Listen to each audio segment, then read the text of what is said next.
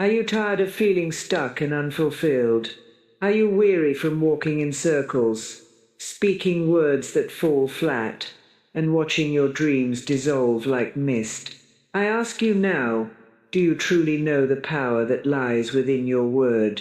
For the law of attraction, though often spoken of as a new discovery, is as old as divine mind itself.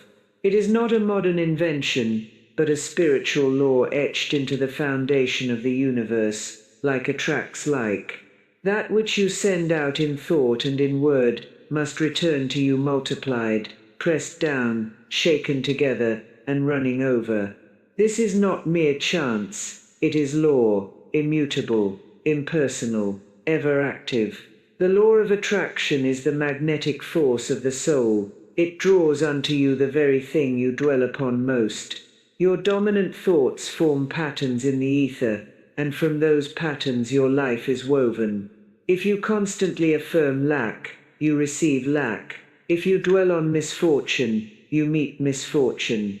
But speak abundance, dwell in peace, walk in faith, and behold, abundance, peace, and miraculous events rush to meet you on the road. The outer world is but a mirror of the inner realm. I have seen this law move in quiet power and divine precision. I have spoken the word for those in despair, and watched the fog of fear lift as divine order stepped in. I recall a woman burdened with debt and sorrow, who came to me with a bowed head and weary eyes. I gave her the truth in affirmation: there is no debt in divine mind. Abundance is mine by divine right.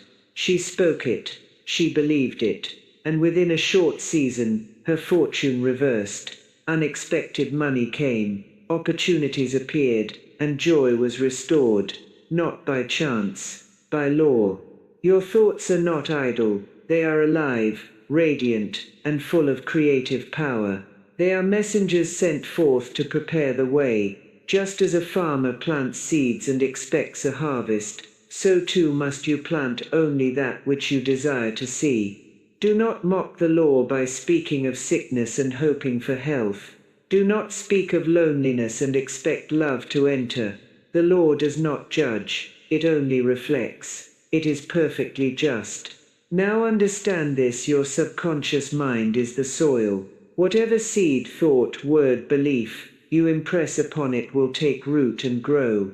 Whether it is the rose of success or the weed of failure depends on your vigilance. The subconscious does not argue, it accepts. And once it accepts, it begins to work tirelessly day and night to bring your words into form.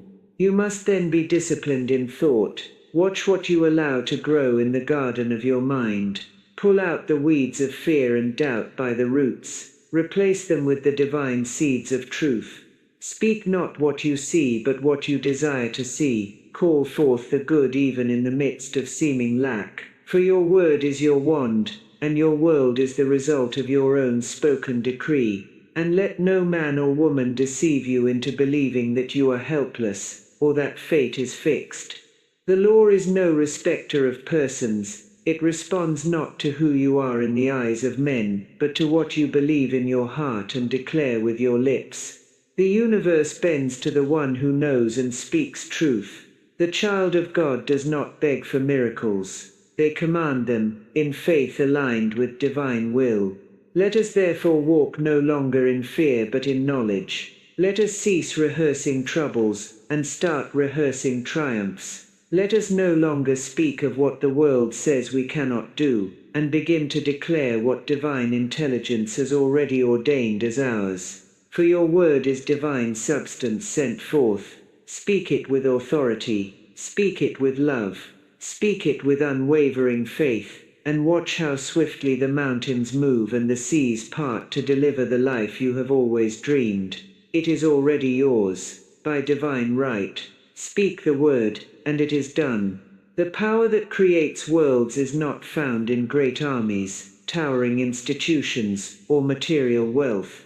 It is found in the quiet chamber of the human mind, for thought is the beginning of all things. Before a rose blooms, before a song is sung, before a destiny unfolds, there is a thought, and that thought is not idle. It is not empty. It is living substance. It is vibration. It is law in motion. You may not have realized it, but each day, each hour, each moment, you are broadcasting a frequency. Your thoughts are not hidden whispers. They are radiant signals sent out into the ethers, and the universe, being perfectly attuned, sends back a match. You do not merely attract what you want, you attract what you are. Your life is a mirror, and thought is the reflection's origin. Many people come to me saying, I want more money, more love, more health, more joy, and I ask them, what are you thinking about all day long? Because if your dominant thoughts are filled with worry, fear, resentment or lack, then no matter how sincere your desires are, they are cancelled out by the energy of your mental patterns. For the law does not respond to the cry of desperation, it responds to the vibration of belief. You see, thoughts are not random, they are magnetic. Every thought carries with it a charge, a tone, a frequency that draws unto itself its likeness. A loving thought cannot attract hate. A thought of abundance cannot bring forth poverty. A thought of peace cannot lead to chaos. Each thought is like a seed, and the kind of plant it grows into cannot be altered once sown unless uprooted by a stronger, more conscious idea. You cannot sow thorns and expect to reap lilies. The most powerful thoughts are the ones we think again and again, what we call dominant thoughts. These are the quiet background programs, running in your subconscious, often unnoticed, but always active. If your dominant thought is, I never have enough, then all the affirmations in the world will be like throwing sugar on poison, it will not sweeten it.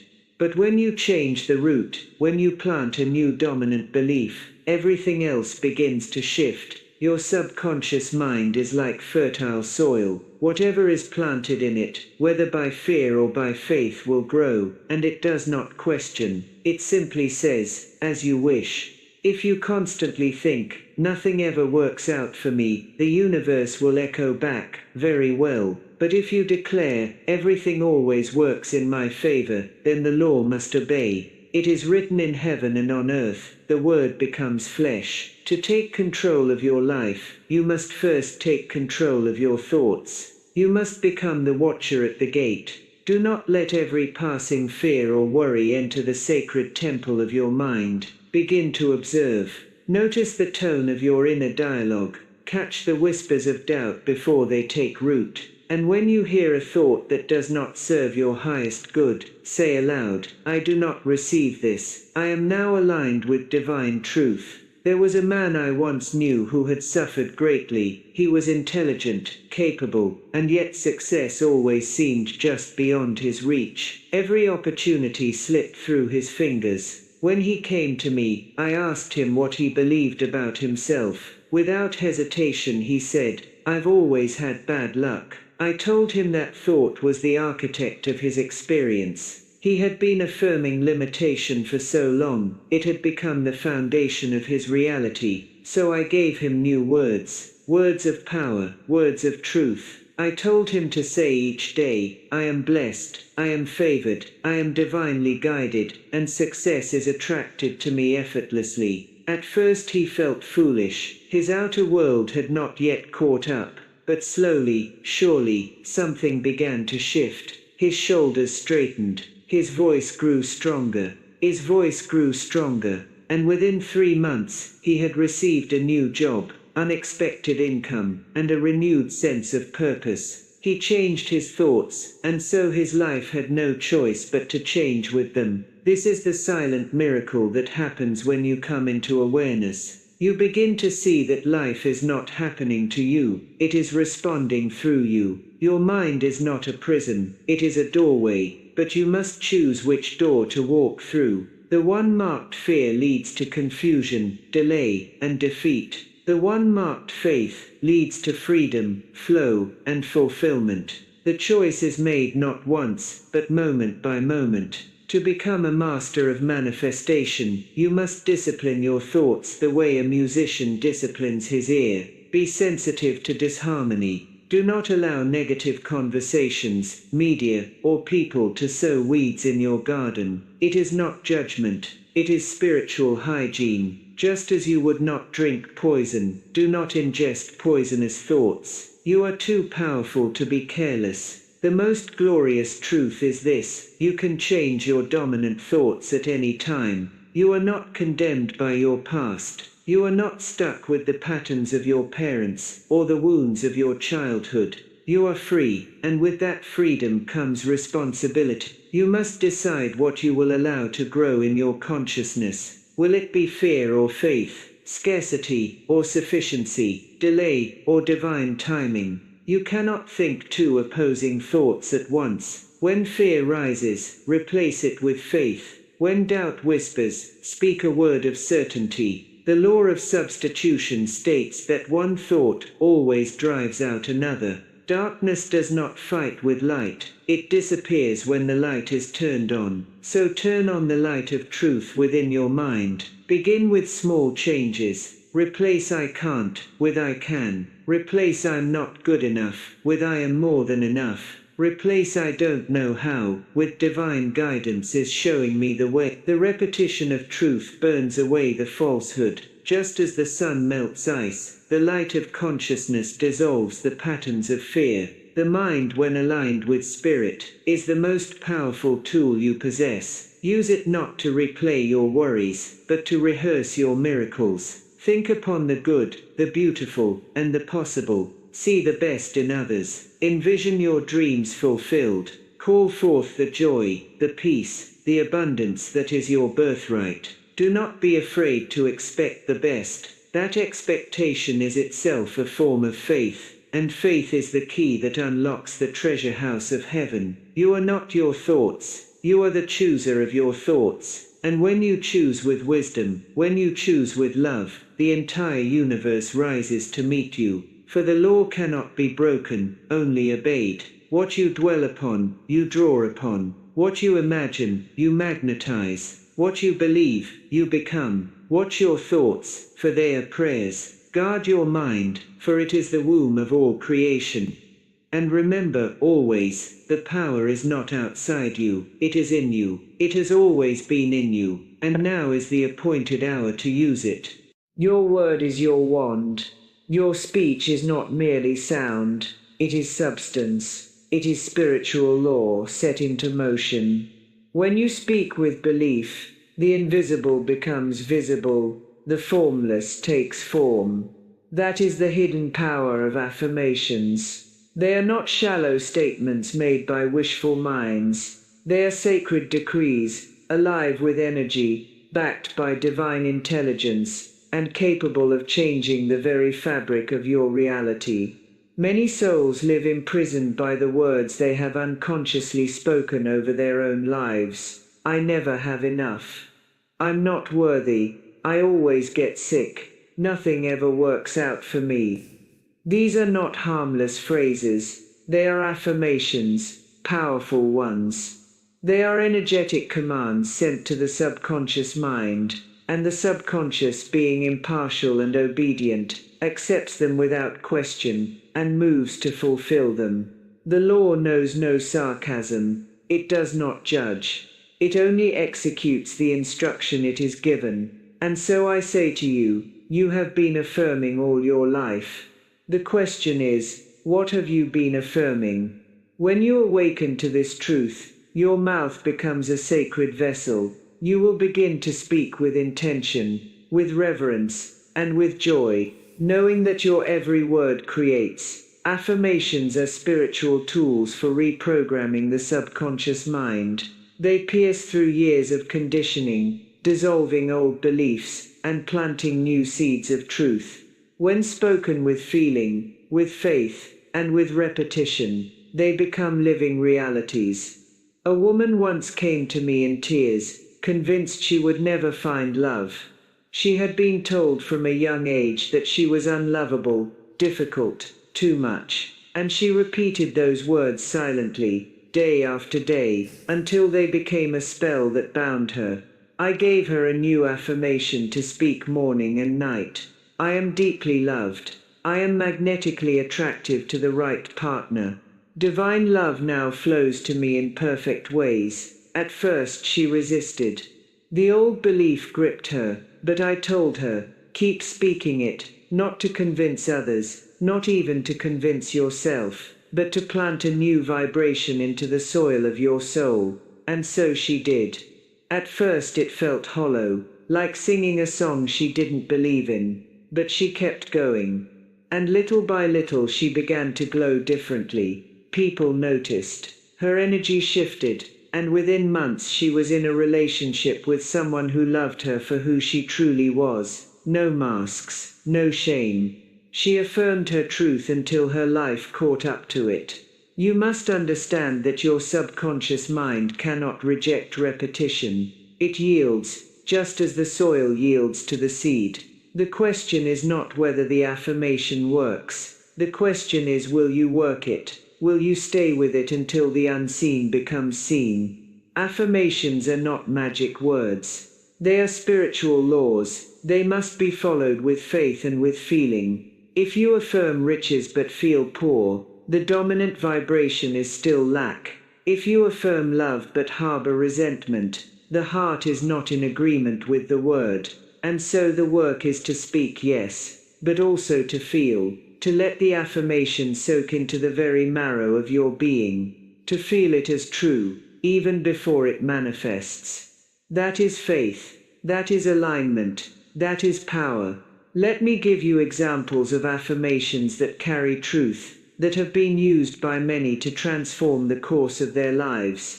I am in perfect harmony with the abundance of the universe. Money flows to me easily, freely and frequently. I am divinely guided. Right action is now taking place. Doors of opportunity fly open before me. I am whole, healthy and strong. Every cell in my body vibrates with the light of perfect well-being. I am loved, chosen and cherished. I attract only those relationships that honor my spirit. I am a magnet for miracles. Everything I need is already within me, and everything I desire is making its way to me now. But it is not enough to speak these words once and forget them. They must become your inner song. They must be repeated daily, not as empty ritual, but as joyful decree. Write them on your mirror. Say them before you rise in the morning. Whisper them as you drift to sleep. When worry arises, speak them out loud as a warrior speaks a shield into being. They are not mere thoughts, they are your spiritual armor. Now let me teach you how to create your own affirmations. First, always speak in the present tense. Not I will be, or someday I hope to be, but I am. Because when you say I am, you invoke the sacred name of the divine. I am that I am is the eternal name of God. And when you follow it with truth, you co-create with the infinite. Second, keep your affirmations positive. Instead of saying I am not afraid, say I am filled with faith. The subconscious does not process negatives, it hears the vibration. If you affirm I am not sick, it still registers the frequency of illness. Replace what you want to avoid with what you wish to embrace. Third, add feeling. Close your eyes and speak your affirmation as if it were already true. Smile as you say it. Let it ripple through your body. Embody it. When you feel the words, you activate their creative power.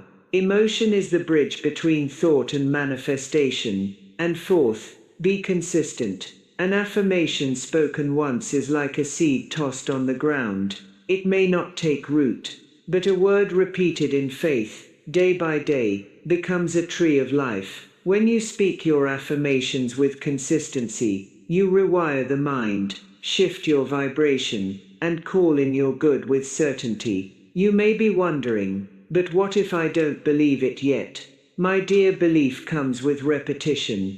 Just as you were conditioned into fear, you can be reconditioned into faith. Speak the affirmation until it feels natural. Your mind will catch up. Your heart will soften. Your body will respond.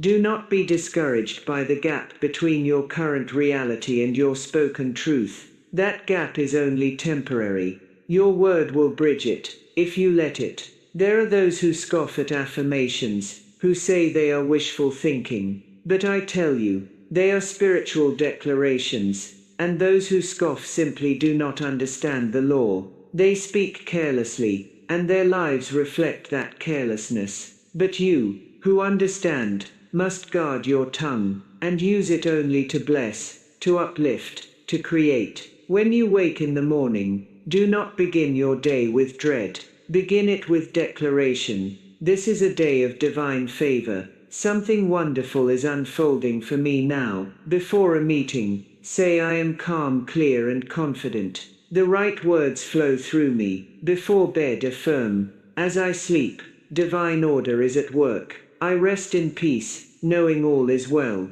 Your life becomes what you speak over it. Even when the outer world looks unchanged, even when the money hasn't arrived or the healing hasn't fully come, keep affirming. The law is working beneath the surface. The seed is breaking open underground. Do not dig it up with doubt. Speak your good, thank it, love it, and it must come. You may not always see immediate results, but I promise you, your words are never wasted. They go out as sound and return as form. They ascend as prayer, and descend as answered blessing. Every time you affirm the truth, you chip away at the illusion of fear. Every time you declare your good, you draw it closer. Speak your affirmations as a sacred act. Let each word be a brushstroke painting your new reality. Let your speech be an offering to the divine, a love letter to your highest self, a signal to the universe that you are ready, willing and aligned.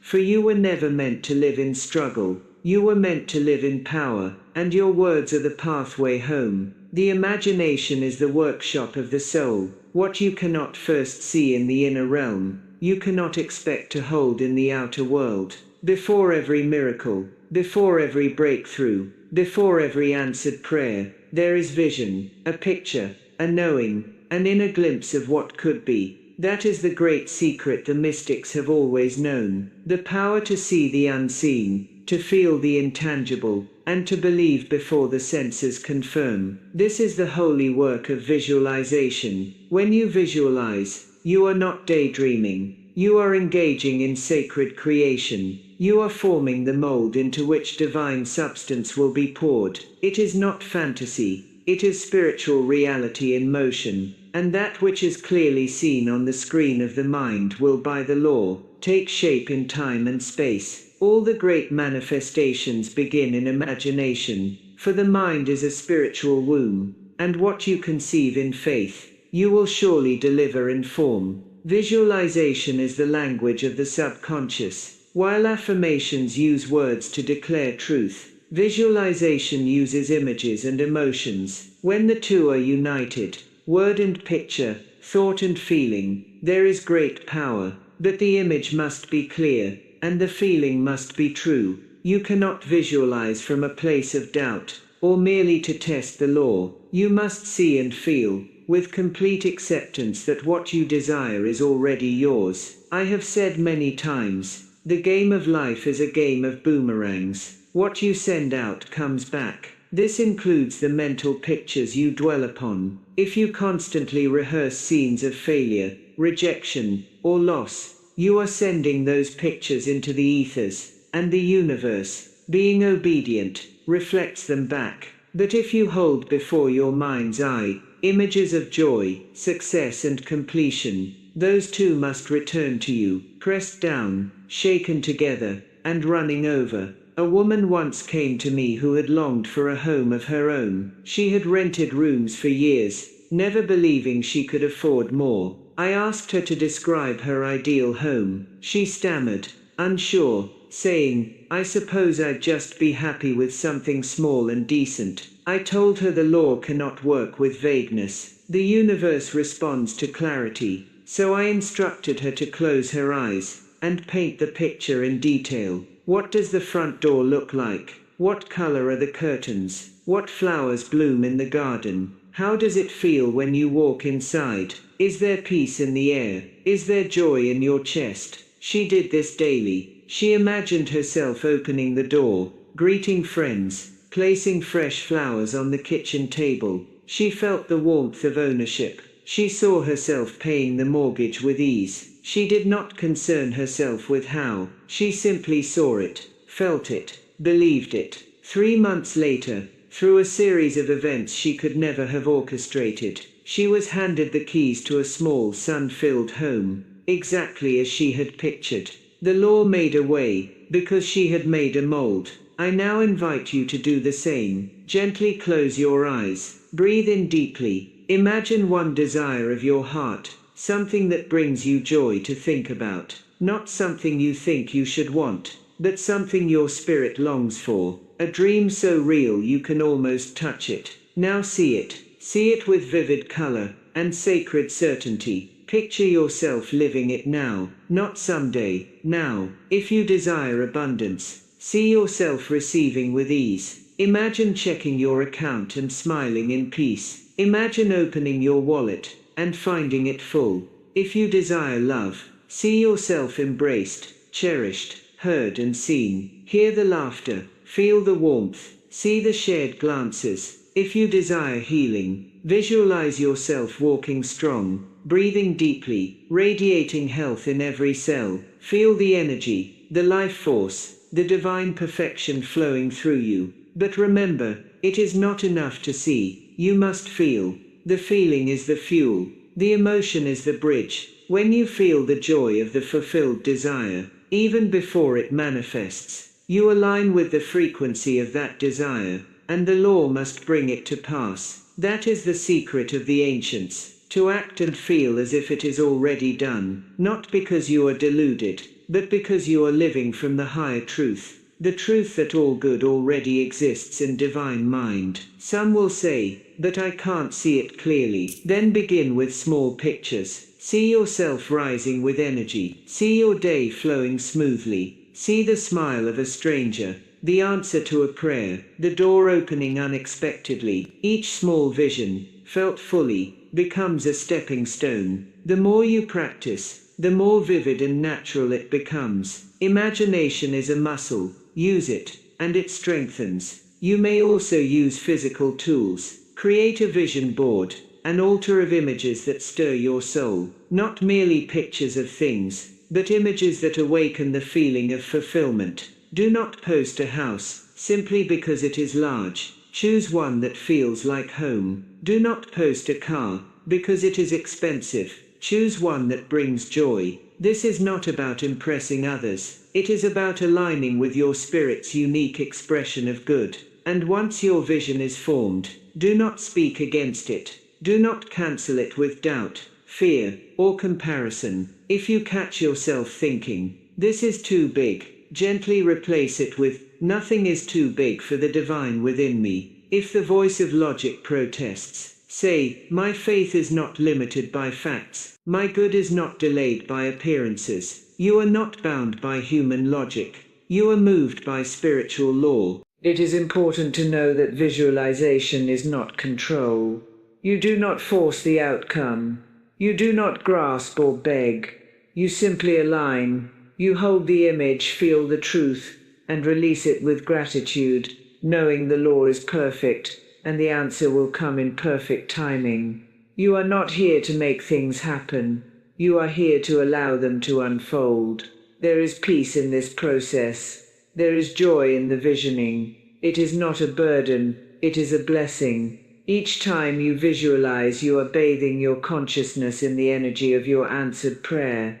You are reminding yourself that the good you seek is not far off. It is already forming, already vibrating, already waiting for your belief to match its reality. Visualization is sacred play. It is dreaming with authority. It is using the creative power of the divine in you to call forth beauty, truth, and abundance. And the more you practice, the more natural it becomes. You will begin to live in a state of expectancy. You will look for signs with joy, not desperation. You will recognize synchronicities as affirmations. You will walk as one who already has what they desire, and in doing so you draw it swiftly to you. You may be surprised one day to wake up and find yourself living in the very scene you once imagined. the dream becomes the day, the vision becomes your life, and when it does, you will not say, "What a miracle." You will say, "Of course, I saw it, I felt it, I believed it, and now it is here." You were given the gift of imagination not to torment you with longing, but to guide you to your truth. Let your mind be the canvas, your emotions the brush, and your faith the hand that paints your future. For what you see within with clarity and love must eventually appear without. When you realize that thought is a force, a silent agent moving invisibly into substance, shaping every condition, every person, every opportunity that enters your path, you awaken to the spiritual science behind your reality.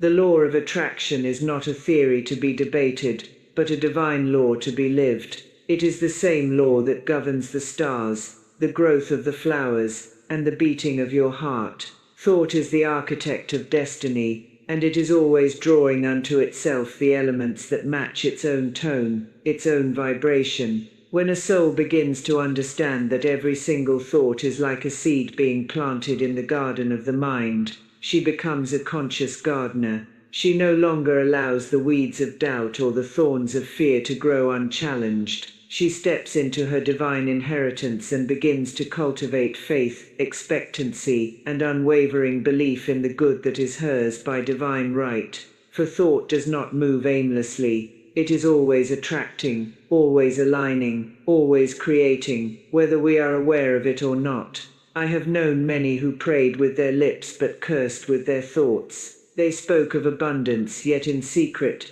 they feared poverty. They affirmed love, but in their hearts they clung to bitterness. This contradiction delays their good. The law cannot bring blessings where confusion reigns. Your dominant thought, what you think about most and feel with emotion, is the magnet that draws your future. If your dominant thoughts are of fear, the law faithfully brings you circumstances that mirror that vibration. If your thoughts are steeped in lack, then lack, like an obedient servant, will come to your door.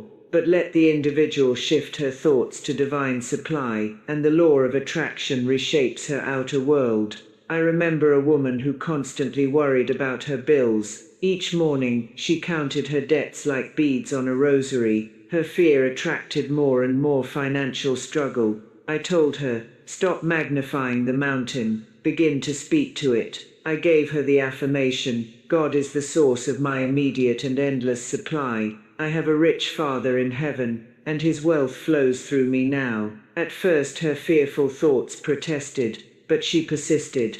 Day after day she sowed the new seed, and within 1 month, unexpected channels opened. A raise at work, a refunded payment, even a gift from a distant cousin. She had changed her thought, and the law faithfully changed her life. Thought is magnetic. It draws that which is similar to it. That which you fear you attract, and that which you bless you multiply. Therefore, it is not enough to merely monitor your outer actions. You must police the gates of your mind. Every thought is an invitation, a prayer, a command. Are you inviting peace or chaos? Are you attracting delay or divine order? To become aware of your thoughts is to take back the reins of your life. You move from victim to creator, from wandering to mastery. The untrained mind is like a wild horse. It runs toward every fear, every imagined disaster. But the trained mind is like a wise rider. It guides the horse with love and firmness, directing it toward its highest path. And this training begins with awareness. When you become conscious of your inner dialogue, you begin to see how deeply your life has been reflecting your dominant vibration. You begin to observe, when I think this way, blessings increase. When I worry, things go awry. And in this observation you are no longer asleep. You are awake, and you are powerful. It is not about suppressing negative thoughts, but about replacing them. Just as darkness cannot exist where light is present, fear cannot survive in the presence of faith. When a fearful thought arises, replace it immediately with a spiritual truth. If you think, "Nothing ever works out for me," say instead, "Everything is always working in my favor." There are no lost opportunities in divine mind. If you find yourself thinking, "I can't afford that," Replace it with, all my needs are met by infinite supply. I live in a rich and friendly universe. Over time, these replacements become your new dominant thoughts, and the law of attraction must obey the new command. I have said before, and I say again, the subconscious mind is power without direction. It accepts whatever you feed it, whether it is truth or a lie, whether it is lack or abundance. Your job is to imprint upon it only those thoughts that serve your highest good. It is like the soil, it does not care what seed you plant. But once the seed is planted and watered with emotion, it will grow. And so if you water your seeds with fear, you grow weeds. But if you water them with faith and joy, you grow roses. You are not a helpless creature at the mercy of fate. You are a divine being clothed in flesh, with the power to choose your thoughts, and therefore choose your life. The law is impartial, exact, and dependable. It does not punish or reward, it only reflects. If you give it joy, it reflects joy. If you give it fear, it reflects fear. And the beauty of this law is that it responds to change. The moment you align with a higher thought, a better vibration, the universe begins to shift in your favor. There is no wasted prayer when it is filled with belief. There is no thought too small or too large to be molded by the law. All things are made by it. The chair you sit on, the home you desire, the health you long for, the love you await, all must come by way of your dominant vibration. For thoughts are spiritual seeds, and the law of attraction is the garden in which they grow. Let the words of your mind be a melody of faith. Let your mental pictures be filled with light. Refuse to dwell in doubt or defeat, for these are thieves of your inheritance. Instead, dwell in expectancy. Affirm daily, I only think the thoughts that align with the highest version of myself. My mind is a sacred temple, and only truth dwells here, and so it shall be. Words are alive. Words are containers of power. Every spoken word carries within it the seed of creation, and every affirmation you speak is either a divine decree or a denial of your good. When you affirm, you are not merely repeating pleasant phrases, you are commanding invisible forces to obey you. You are impressing the subconscious mind with a blueprint and charging it with faith, which is the only substance upon which true manifestation can be built. Your word is your wand, and with it you either bless or bind your life. I have seen miracles move into the lives of those who simply dared to affirm the truth, even when appearances screamed otherwise. A woman once came to me in great distress over her health. She had been given a grim prognosis and felt that all hope had vanished. I told her gently, speak life, not death. Speak wholeness, not sickness. I gave her this affirmation, God in me is perfect health. Divine life now flows through every atom of my body. She looked at me with trembling doubt, but I said, say it until it becomes your truth. Say it until it saturates your consciousness. And so she did. 3 times a day she would affirm with all the emotion she could summon, and after 3 weeks a transformation began. Her strength returned, her fear vanished, her report changed. It was not magic. It was spiritual law in motion. Affirmations must be spoken with faith, for faith is the substance of things hoped for. It is the energy that gives your word wings. When you declare, all that is mine by divine right is now released and reaches me in great avalanches of abundance, you are not merely wishing, you are commanding. You are claiming your inheritance in the invisible realm, and by spiritual law, it must begin to take shape. Not always at once, but always on time. Delay is not denial. Delay is preparation. It is the unfolding of perfect timing. The spoken word, when charged with spiritual authority, alters the vibration of your atmosphere. It prepares the soil for new harvest. It causes people to change their minds, systems to rearrange themselves, doors to open that no man can shut. I once told a man in dire financial trouble to speak this affirmation. Unexpected doors fly open. Unexpected channels appear. I am divinely guided and abundantly supplied. He laughed, saying, "What good can that do?" I said, "Try it for 7 days with all your heart." On the 5th day, a business deal he had long written off suddenly reopened. By the 7th day, his entire situation had reversed. Why? Because he changed his words, and therefore he changed his world. Too many people speak words of fear, of lack, of delay. They say, "I never have enough. Nothing works for me. I always get sick. Love never lasts." And the law, being obedient and impartial, simply reflects that vibration. The universe says, "As you wish," but if you change your declarations, you change your vibration. Say instead, "Divine supply is unlimited and flows to me now. Everything is always working out for me.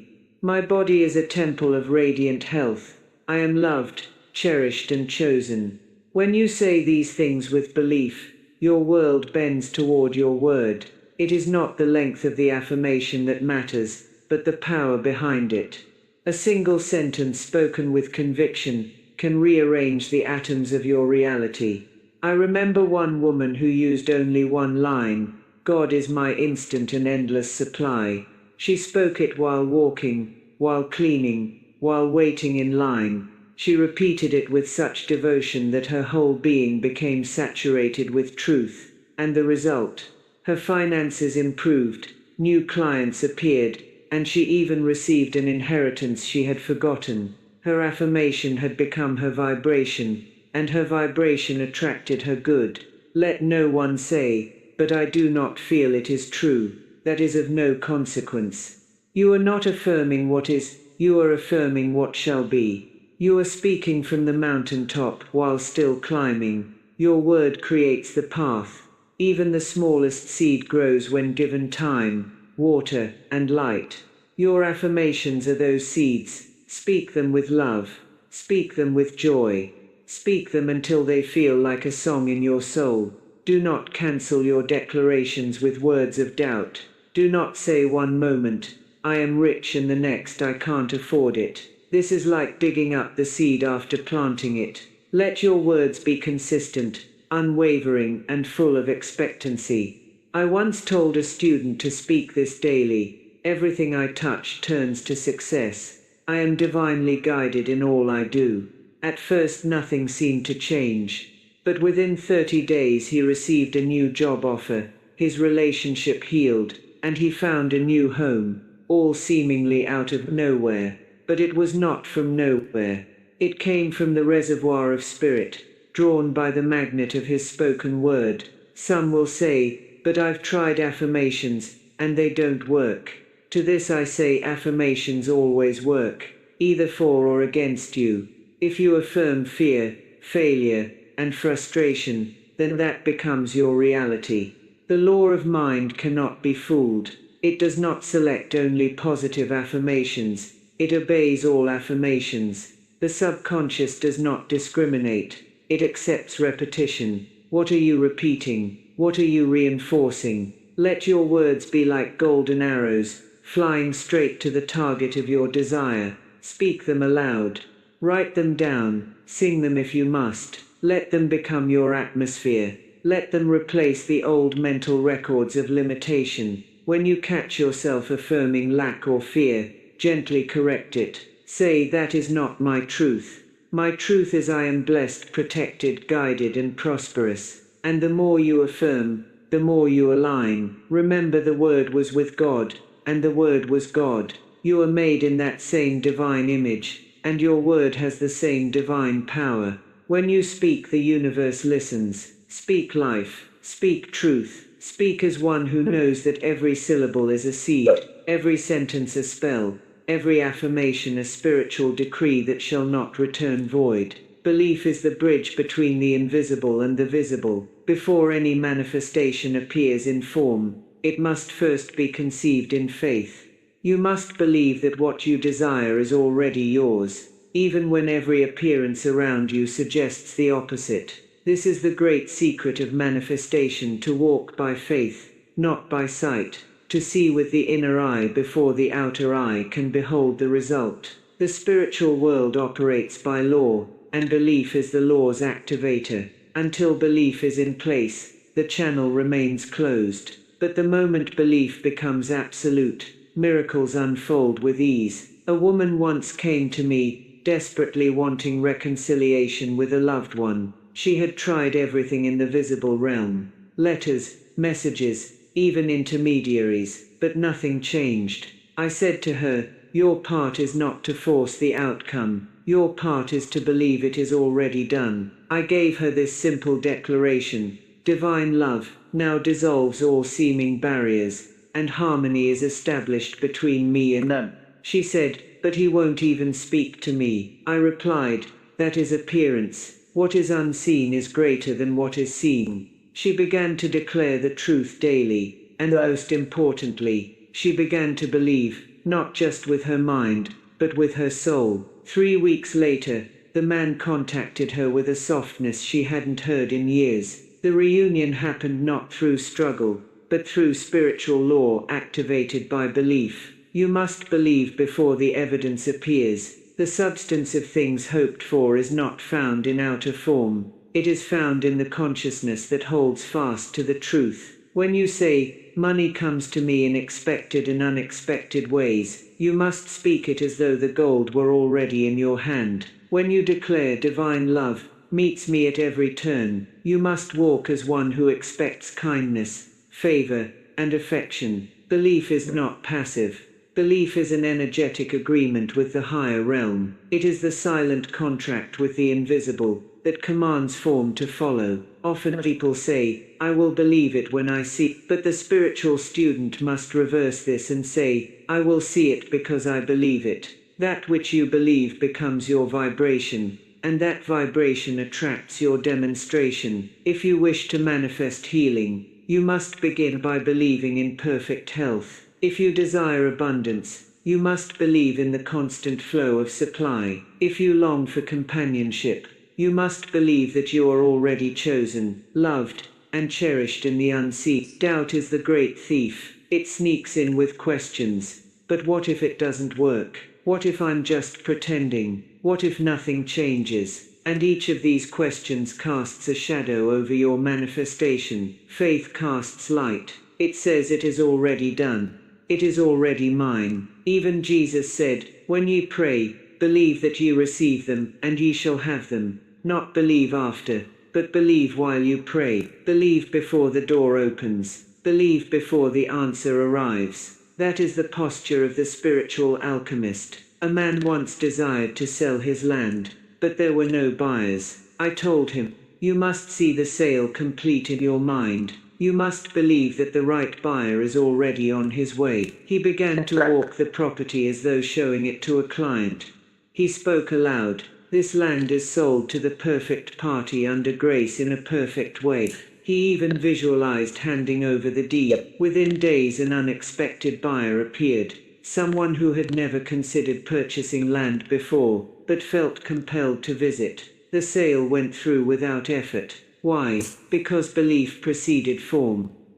Faith prepared the channel, and spirit filled it. The moment you begin to believe, the universe begins to shift. People move, circumstances adjust, invisible hands go to work, but belief must be unwavering. You cannot believe one day, and doubt the next. You cannot affirm wealth, and then fear lack. The law does not respond to double-mindedness. You must anchor your consciousness in the unseen and say, "No matter what I see, I know what I believe. I am the head and not the tail. I am victorious, not defeated. I am divinely led at all times." And that inner knowing becomes the magnet that draws forth your good. Belief is not stubborn willpower. It is not forcing something to happen. It is quiet agreement with the divine. It is the calm assurance that what you asked for has already been given. You may not see it yet, but you know it is yours. That knowing creates harmony,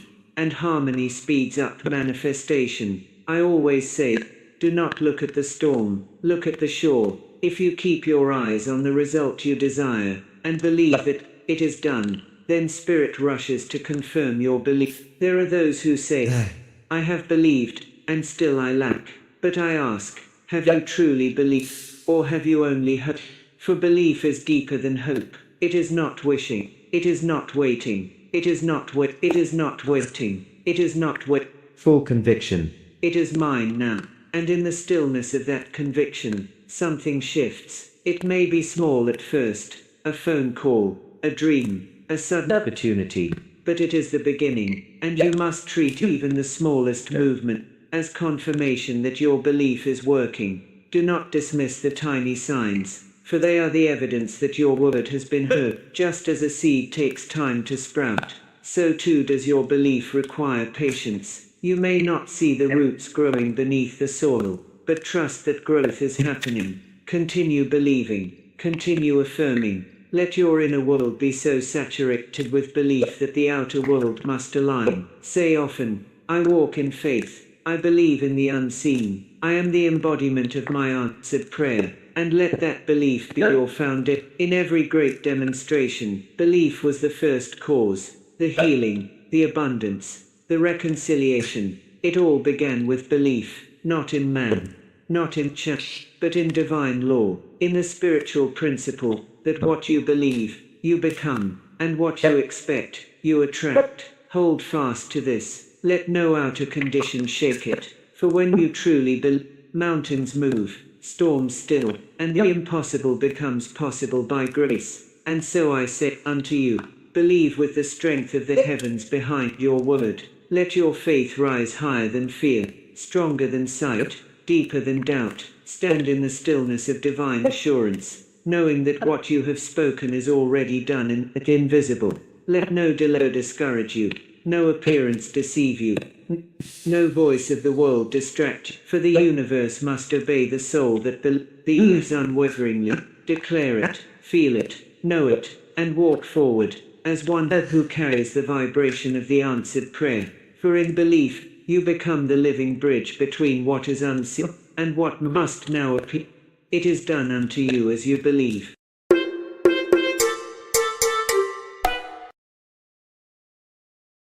Beloved, life is a game, and like every game, it must be played according to law.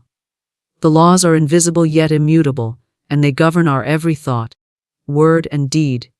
Many wander in confusion, believing themselves victims of circumstance, when in truth, circumstance is only the reflection of the inner state. The world is your looking glass, it reflects what you hold within. If discord is seen, it is discord entertained. If harmony is to be revealed, harmony must be known in the heart first. The spoken word is the wand of power. With it, one can call forth beauty or ashes, joy or sorrow, abundance or lack. What you speak, you decree. What you decree, you create.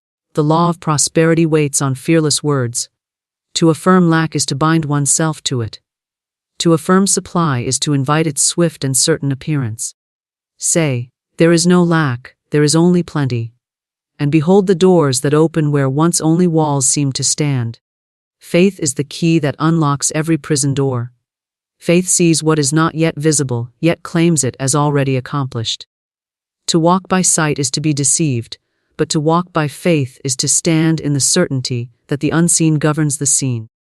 A demand made in fearless faith shall never return void. What is yours by divine right cannot be withheld, nor can it be taken from you. It awaits your recognition, and once recognized, it comes swiftly and without struggle. Love is the fulfilling of the law. Fear shuts doors, but love opens them. Love dissolves every appearance of resistance. What is held in resentment cannot bring blessing.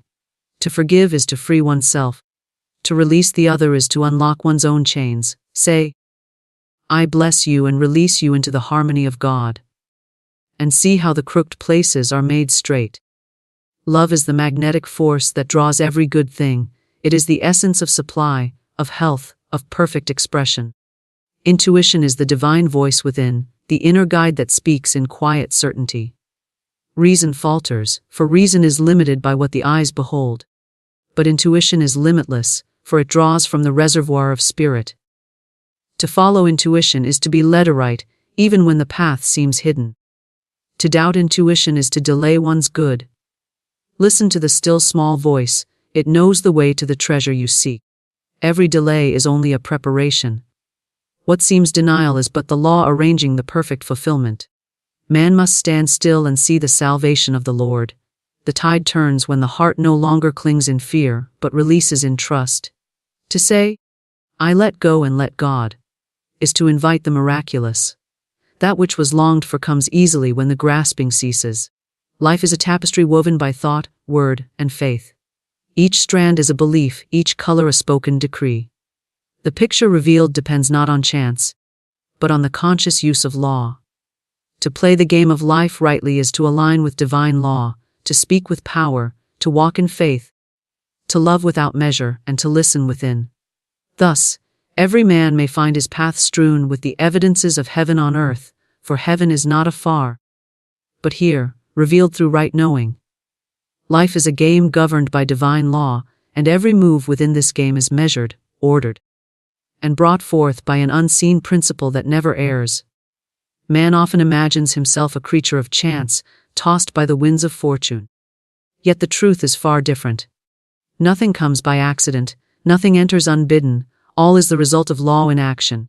Just as the laws of mathematics or music remain unchanging, so too do the spiritual laws that govern existence. These laws are exact, impartial, and ever at work, whether man recognizes them or not. To live in ignorance of them is to stumble in darkness. Yet to awaken to them is to play the game of life with mastery.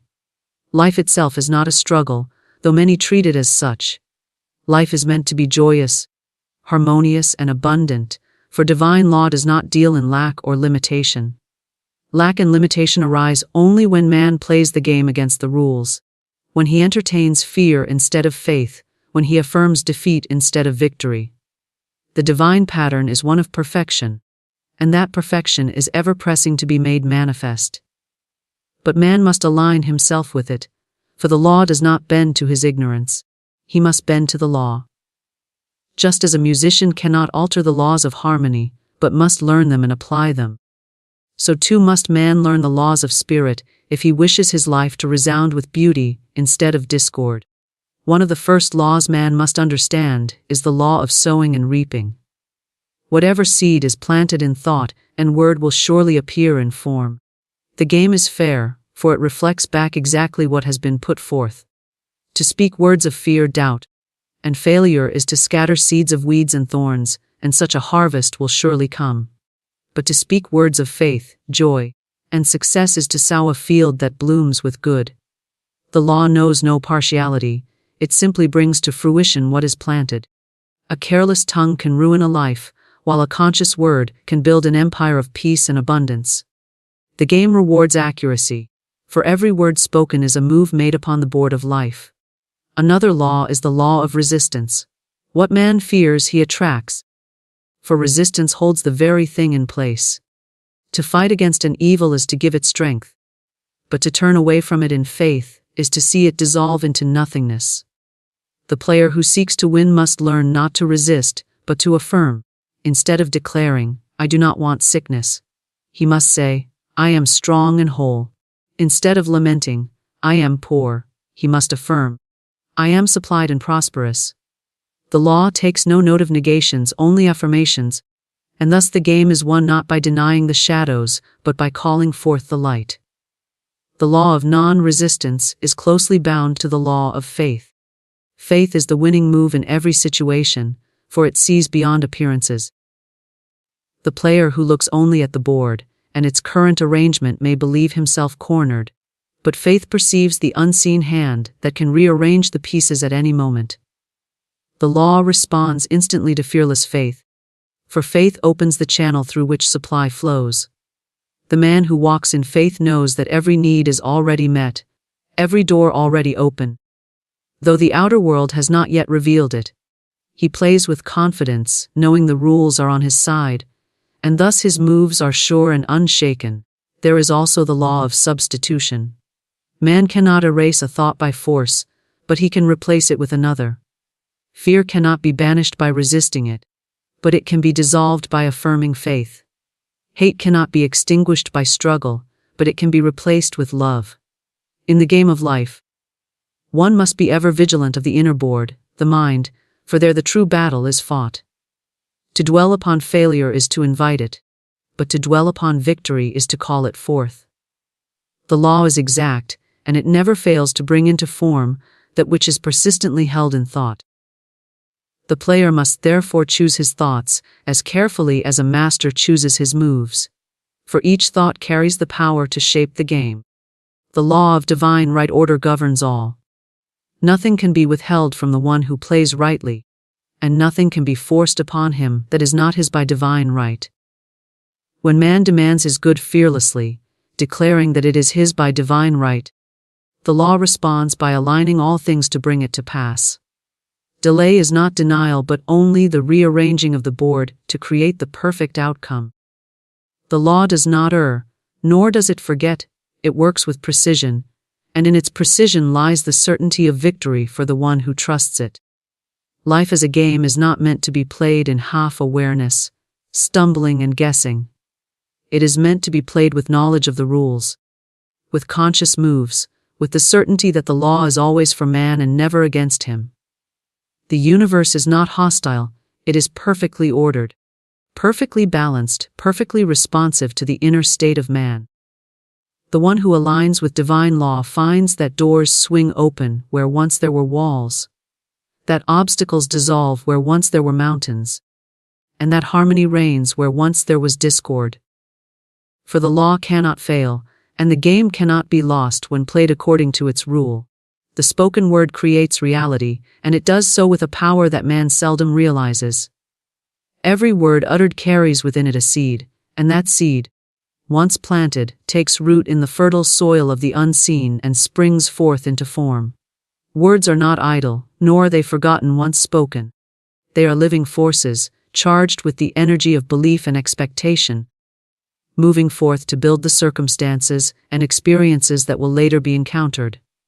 When man understands this, he becomes cautious with his speech, guarding it as one would guard precious treasure, for he knows that careless words bring careless results, while words of faith and power bring forth good measure, pressed down and running over. The world one sees about him is nothing but the harvest of yesterday's words. If discord is present, it is because words of discord were spoken. If harmony surrounds, it is because words of peace and blessing were declared. The spoken word is the bridge between thought and manifestation. A thought left unspoken is like a seed unplanted, but once clothed in speech, it is released into the law, and the law, being impartial, must bring it forth. Thus, man speaks his world into existence, often without realizing that the complaints, fears, and careless expressions he utters daily are weaving the very fabric of his tomorrows. To speak is to decree, and to decree is to create. The law accepts every word as a command, without judgment, without hesitation. To say, I am always unlucky, is to decree misfortune. To say, I never have enough, is to decree lack. To declare, things never work out for me, is to invite continual failure. These are not merely expressions of passing moods, they are orders given to the unseen forces that shape the visible world. The universe does not discern whether the command was wise or foolish, it simply fulfills it with exactness. Therefore, every word is an act of creation, and the speaker must learn to choose words that align with the good he seeks, rather than the fears he wishes to escape. The spoken word is also magnetic, for it carries vibration. Words of fear vibrate at a frequency that draws more fearsome conditions. Words of love and faith vibrate at a frequency that draws harmony and abundance. Every word once spoken goes forth to find its likeness, to gather to itself situations and people that match its tone. Thus, the tongue holds the power of life and death, for with it man calls forth either blessing or curse. It is not outer conditions that determine man's fate, but his inner state expressed through words. A mouth filled with complaint can never build a life of joy, while a mouth filled with praise can never be without blessings. The mastery of the spoken word begins with recognition. One must first become conscious of how he speaks, for many speak in ignorance, sowing weeds while desiring flowers. They say, I am sick, yet wish for health. They declare, I am poor, yet hope for abundance. They murmur, nothing ever changes, yet long for transformation. The law takes them at their word, and their very speech holds them bound to the chains they despise. But the moment one awakens and begins to speak words of truth, affirming the good already prepared for him, the tide begins to turn.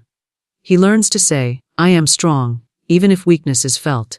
He declares, "I am supplied," even if lack is seen. He affirms, "Everything works together for my good," even when appearances seem otherwise. Such words are seeds of power, and they must by law bring forth after their kind. The word is a sword, and it cuts both ways. Spoken negatively, it binds and limits; spoken positively, it frees and expands. One careless declaration may delay the arrival of good, for the law is swift to act. A moment of idle speech can plant seeds that take years to uproot. Therefore, discipline of the tongue is essential for victory in life. Silence is better than destructive speech, for silence sows nothing, while destructive words sow thorns. Yet words of blessing and affirmation are greater still, for they not only refrain from harm, but actively create good. Every utterance should be measured against the standard of truth, for if it does not build, it destroys, and if it does not bless, it curses. The spoken word is also creative beyond the personal. It influences not only the life of the speaker, but also the lives of those who hear it. To speak words of encouragement is to lift another into strength. To speak words of fear is to plant fear in another's garden. Words spoken to children shape their futures, for the young heart accepts speech without resistance. To declare over a child, "You will never succeed," is to bind that child with cords of limitation. To affirm, "You are gifted and blessed," is to set that child upon a path of victory. Thus, man carries great responsibility in his speech. For with his tongue, he not only builds his own world, but also contributes to the worlds of those around him. There is also the spoken word of prayer and affirmation. To pray is not to beg but to declare. True prayer is a fearless statement of what is already true in spirit, clothed in words and spoken into form. The prayer that begs and doubts is weak, for it affirms lack even while asking for supply.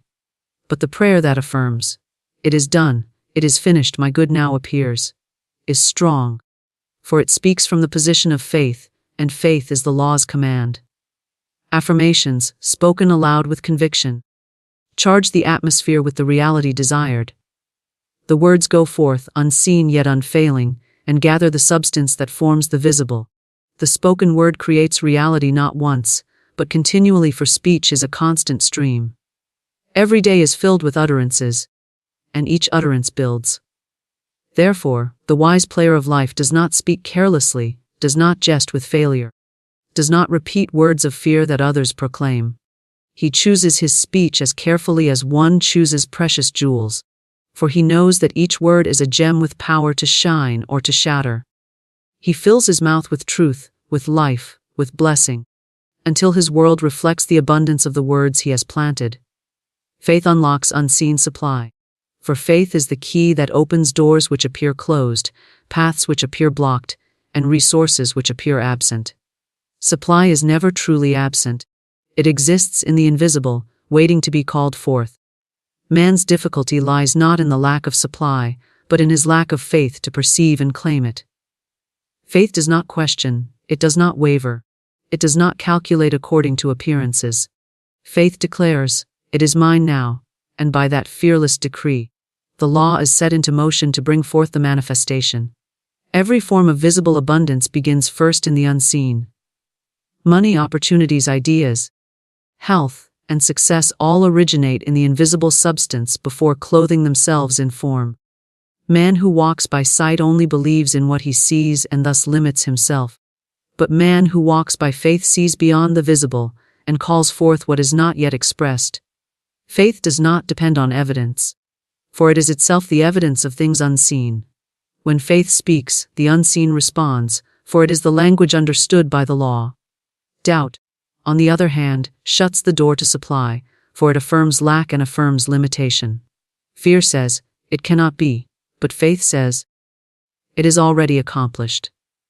Supply is drawn to faith as surely as iron is drawn to the magnet.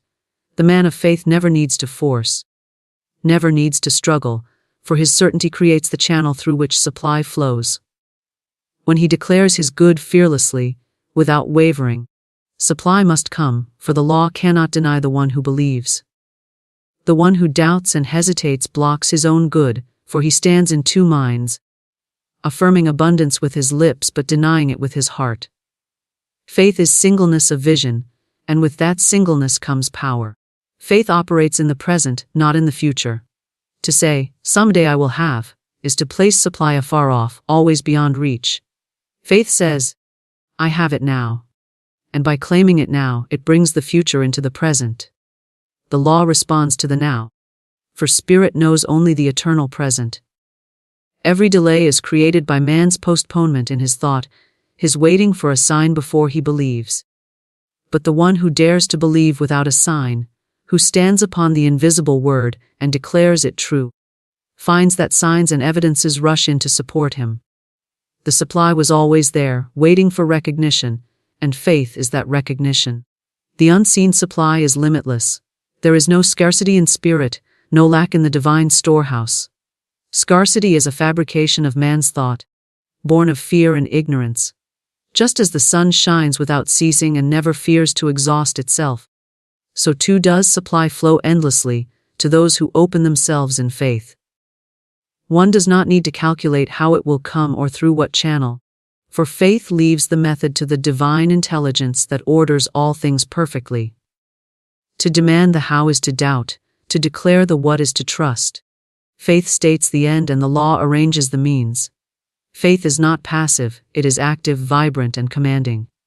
To sit in resignation, saying, "If it is meant to be, it will come," is not faith but doubt disguised as humility. Faith claims boldly, without hesitation, for it knows its authority. It does not beg or plead, for to beg is to confess lack. Faith demands, for it knows that demand backed by fearless certainty cannot be refused. The word spoken in faith is a decree, and decrees are laws to the unseen. That which is mine by divine right comes to me now, is a statement of faith that calls forth supply with irresistible force. Faith also removes fear, for fear is the great thief of supply. Fear binds the channels, closes the doors, and blinds the eyes. The man who fears poverty attracts it. The man who fears loss invites it. The man who fears failure prepares the way for it. Fear rehearses disaster, while faith rehearses triumph. Fear imagines the empty purse, while faith sees the overflowing storehouse. To dwell in fear is to entertain lack, but to dwell in faith is to entertain abundance. As a host cannot serve two masters, man must choose whether to entertain fear or faith, and that choice determines the supply that flows into his life. Faith is not shaken by appearances. Appearances may shout lack, may seem to prove the absence of good, yet faith is unmoved. Faith looks at the barren field and declares it rich with harvest. Faith looks at the closed door and declares it open. Faith looks at the empty hand and declares it full. The law responds not to appearances, but to the words spoken in faith, and in due time the appearance changes to match the declaration.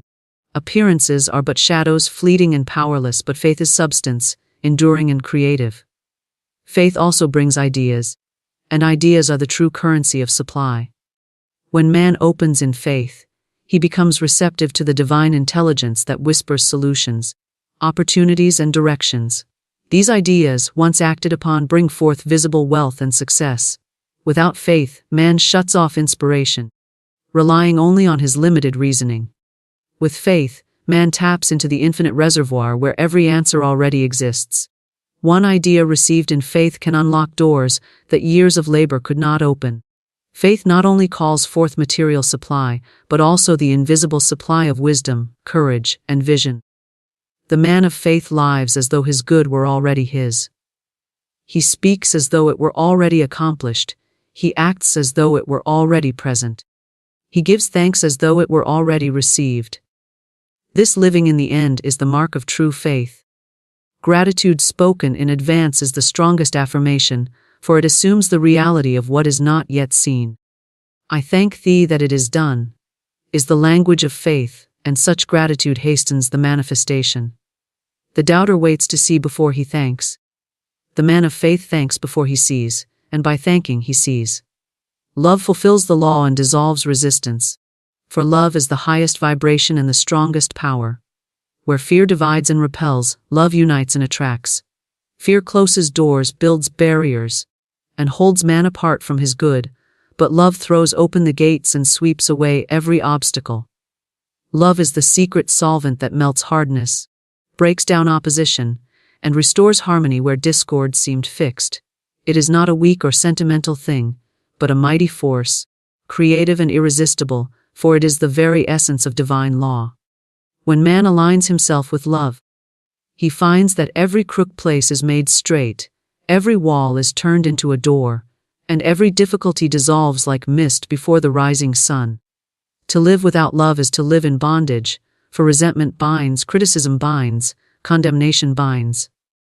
These are chains forged by the tongue and heart, and they weigh heavily upon the life of the one who carries them. Love, however, cuts through these chains, for it releases and forgives. The one who forgives is the one who sets himself free, for while hatred may seem to hold the other in bondage, it is the hater who is imprisoned by it. To bless where one has been cursed, to forgive where one has been wronged, is to rise above the law of retaliation and to enter into the law of harmony. Love is the fulfilling of that law, for when love is spoken, thought, and acted upon, no debt remains to be paid, no discord remains to be balanced. Love is also the great attractor. What man loves, he draws to himself. Love of beauty draws beauty. Love of abundance draws supply. Love of joy draws joy. But man must beware, for misplaced love also draws its likeness. Love of fear draws fearful things, love of trouble draws troubled conditions. Therefore, true love must be directed toward the divine good, the eternal truth, the highest pattern. To say, I love good, I love peace, I love abundance, is to open wide the gates through which these very things pour. Love is a magnet, and what is loved is never kept afar. It comes swiftly and certainly, for the law cannot withhold from love. In every relationship, love is the harmonizer. Strife, quarrel, and misunderstanding dissolve before the presence of true love. To insist on one's own way is to resist, and resistance breeds more resistance. But to yield in love is not weakness, it is strength. Love sees the other not as an adversary but as another self, another expression of the same divine life. To speak in love, even when provoked, is to disarm opposition. To act in love, even when wronged, is to restore balance. Love is the oil that removes the friction of human contact, the balm that heals wounds, the force that binds together what would otherwise be broken apart. Love is fearless. Fear doubts, fears withholds, fears clings, fears loses. Love trusts, loves gives, loves releases, loves multiplies. Fear says, if I give I will have less, but love says, as I give, I receive more. Fear says, I must protect myself from harm, but love says, nothing can harm me, for I am one with good. Fear builds walls, love builds bridges. Fear tightens the hand, love opens it. The one who walks in love cannot be harmed, for love is invincible. It clothes the one who possesses it with protection, for nothing can withstand its vibration. Perfect love casts out fear, and where there is no fear, there is no defeat. Love speaks blessings.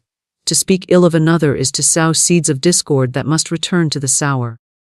To speak blessing is to sow harmony that returns multiplied.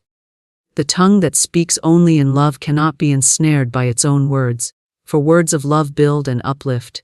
Even an enemy can be transformed when love is spoken. To say, I bless you, I release you, I see you in the harmony of good, is to remove every tie of resentment and to establish freedom. Love does not mean indulgence or agreement with error, but it sees beyond error to the truth, and by holding to the truth, it dissolves the error. Love is also the great liberator in the material world. Many hold tightly to possessions, fearing loss, and by that fear they bind themselves to lack. But the one who loves release, who gives freely, who sees money and possessions as channels of good rather than objects to cling to, finds that his supply is ever renewed. Love opens the channels through which abundance flows. To love prosperity is to attract it, to love giving is to invite receiving. The miser shuts his own door, but the generous heart holds its gates wide, and the flood of supply rushes in. Love of giving is the surest sign of prosperity, for only the one who knows abundance within can pour it forth without fear. Love fulfills the law in health as well as wealth. Fear of disease invites disease, resentment poisons the body, anger disturbs the nerves. But love soothes, heals, and restores. Love of life calls forth vitality, love of health calls forth strength. Love of harmony creates balance in every cell. To bless one's own body with words of love is to invite it to function perfectly. To resent one's body, to curse its weaknesses, is to plant seeds of discord in the very temple of life. Love your body, bless it, thank it, and it will respond with strength. Love yourself as an expression of divine perfection, and that perfection will manifest more and more in form. Love is also intuition's guide. The voice within speaks most clearly when the heart is filled with love, for love dissolves fear and quiets confusion. Fear clouds the inner ear, distorts guidance, and creates doubt. Love makes the path plain, for it aligns the heart with the higher wisdom that always leads aright. To follow intuition is to follow love's whisper, and love never misleads. When in doubt, ask, what would love say? What would love do? And the answer will always align with truth, for love cannot err. Love is harmony with divine order. Every law of spirit is fulfilled in love, for love contains them all. To walk in love is to walk in alignment with the highest law, the law that governs the universe itself. Resistance ceases, struggle ends, and the flow of good becomes natural and effortless. Where love reigns, there is no separation between man and his good, for love unites all things into one. Intuition is the guiding voice of spirit, the inner compass that speaks with quiet certainty, directing man upon the path of safety, supply, and perfect expression. It does not argue. It does not explain, it does not plead, it simply declares in stillness what must be done. Often it is dismissed as a passing thought or imagination, yet those who learn to recognize it know it as the infallible voice of divine wisdom. Reason calculates, weighs evidence, and is limited by what the outer senses reveal, but intuition sees beyond the seen, into the realm where all things are already accomplished. It is the direct whisper of spirit into the heart of man, and when obeyed without hesitation, it never leads astray. Many wander in confusion because they lean solely upon their reasoning mind. They strive to work out their problems by human calculation, considering every possibility, fearing every outcome, yet they end in greater perplexity. The reasoning mind can only rearrange facts already known, but intuition brings fresh truth from the infinite.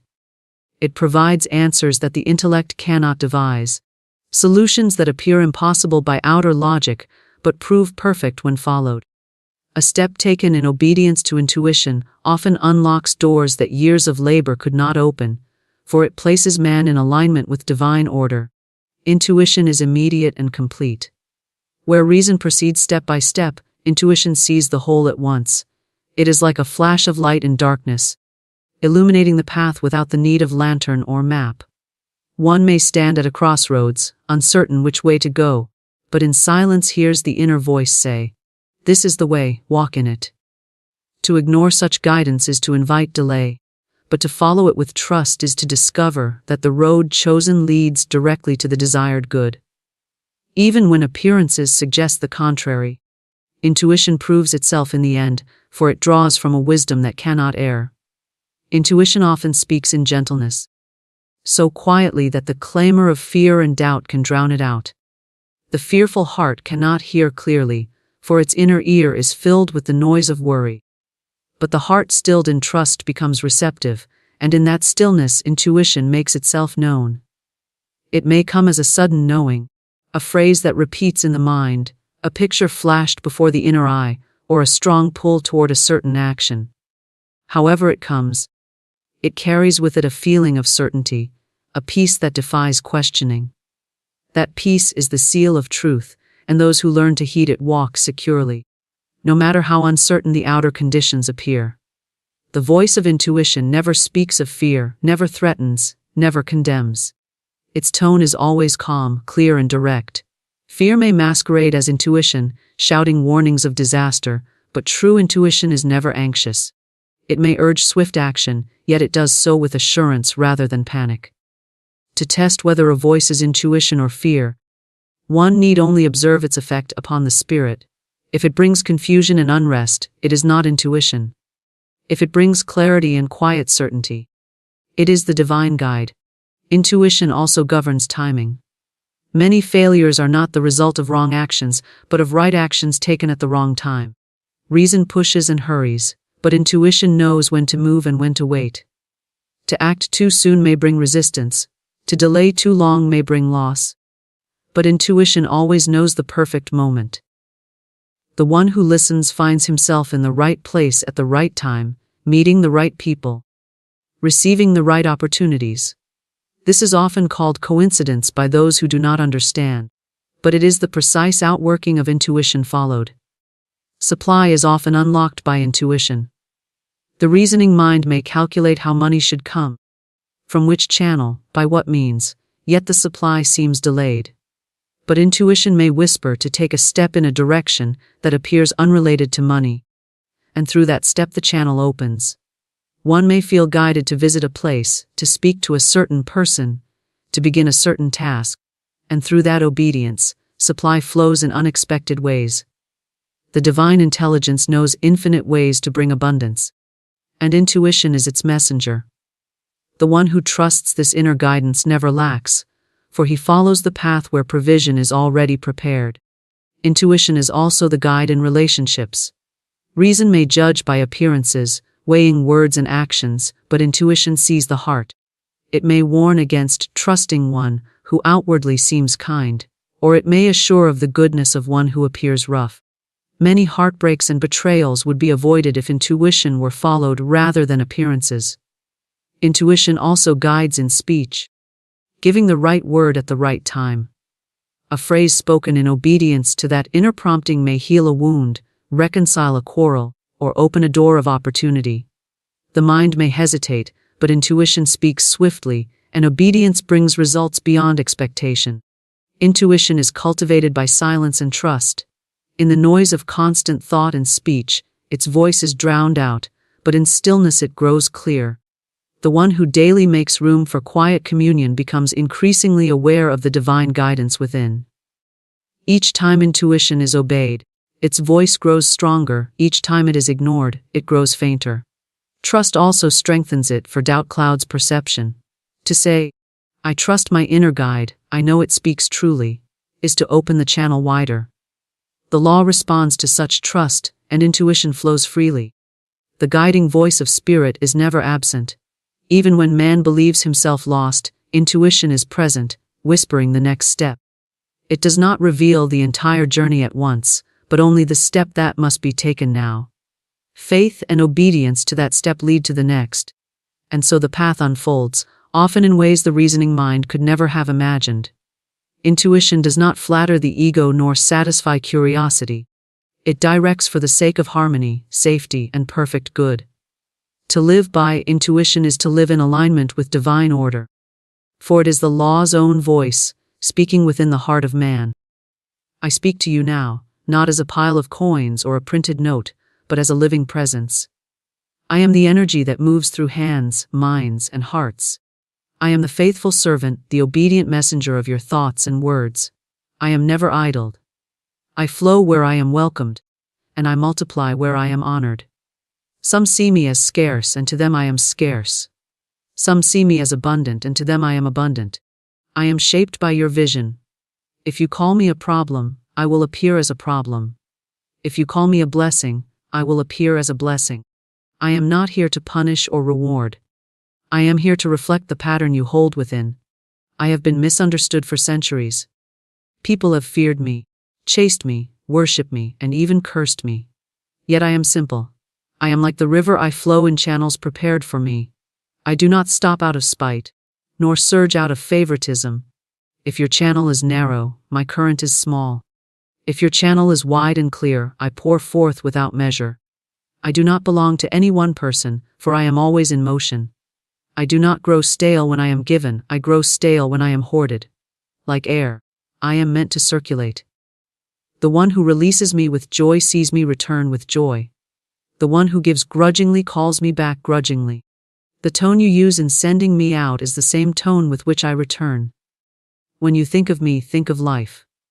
Think of gardens in bloom, ships laden with treasures, hands extended in generosity. See me as your ally, not your adversary. Speak to me kindly. I hear every word you say about me. Call me easy to earn, easy to keep, easy to share, and you will find me arriving in ways that surprise you. I am not limited by your job, your background, or your circumstances. I come through countless doors.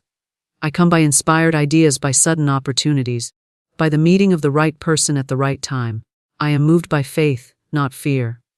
When you say, money comes to me in expected and unexpected ways, you throw open the gates to my arrival. If you have ever said, I can't afford this, I felt the wall you built against me. When you say, I choose to have this, I feel the invitation. You command me with your words, whether you know it or not. I am money. I am here to serve you, to help you create, to free your mind from needless worry. Welcome me without guilt. Use me without fear. Release me without doubt. For as you do, you will discover that I was never the master. You were. I am your tool, your mirror, your faithful friend. And I will be to you exactly what you declare me to be. If you'd like, I can also create a closing section in the same style to match this introduction so you're full. I am money. Speech has a complete arc. Money reflects your inner beliefs because it is not merely a physical object or a fixed amount in an account. It is a living mirror of your consciousness. Every thought you think about money, every emotion you attach to it, and every story you repeat about it creates an invisible pattern that money faithfully reproduces in your experience. If deep within you there is a belief that money is scarce, difficult to earn, or easily lost, then money will behave in a way that seems to prove you right. You will find opportunities slipping away, unexpected expenses appearing, and income streams drying up without explanation. This is not because money has a mind of its own, but because your beliefs act as a magnet drawing experiences that match their vibration. If, however, you hold within yourself the unshakable conviction that money is abundant, that it comes to you easily, and that you are worthy of having it, you will see the outer world rearrange itself to match that conviction. A belief is not just a casual thought. It is a thought charged with feeling, repeated so often that it becomes a fixed law in your subconscious mind. Money responds to these subconscious laws without fail, for it has no power except the power you give it through your consciousness. From childhood, many of us absorb the beliefs of our parents, teachers, and communities about money. If you were told repeatedly that money is hard to come by, that only certain people can have it, or that having too much is selfish, those statements may still live within you as unquestioned truths. You may work hard, set goals, or try new ventures, yet find that your results never exceed a certain limit. That limit is the boundary of your belief system. Until you transform the belief, the boundary remains. The relationship between money and your beliefs is like the relationship between a seed and the soil. The soil does not decide which seeds to grow, it simply nurtures whatever is planted in it. Your subconscious mind is the soil. Your beliefs are the seeds. Money is the harvest that grows according to the kind of seeds you plant. If you plant seeds of lack, fear, and doubt, you cannot expect to harvest abundance. If you plant seeds of prosperity, gratitude, and confidence, you will find your financial life growing strong and healthy. The truth is, money itself carries no emotion. It is neutral energy. Yet it faithfully reflects the emotional tone you associate with it. If you feel anxious when you think of money, you will unconsciously make decisions that keep you in situations where anxiety is justified.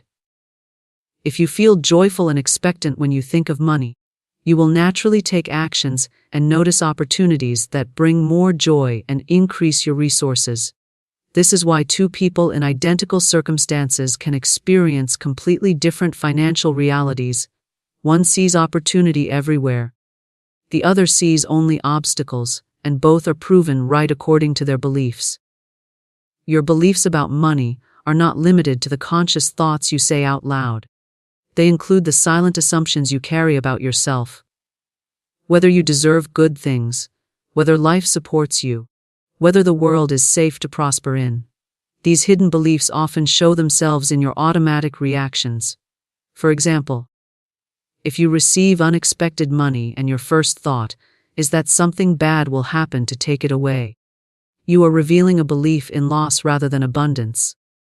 If you turn down an opportunity because you think it is too good to be true, you are showing a belief that good things are rare or unsafe.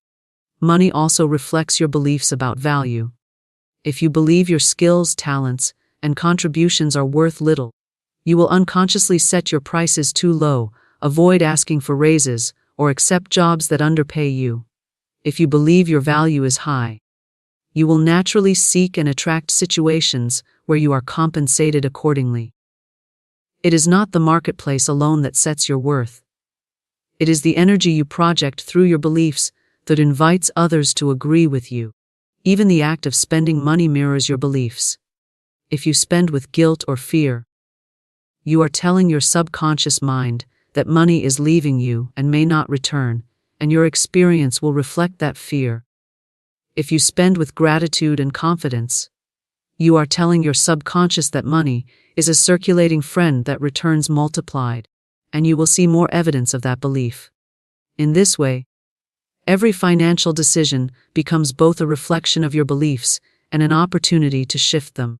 It is also important to understand that beliefs about money are rarely isolated.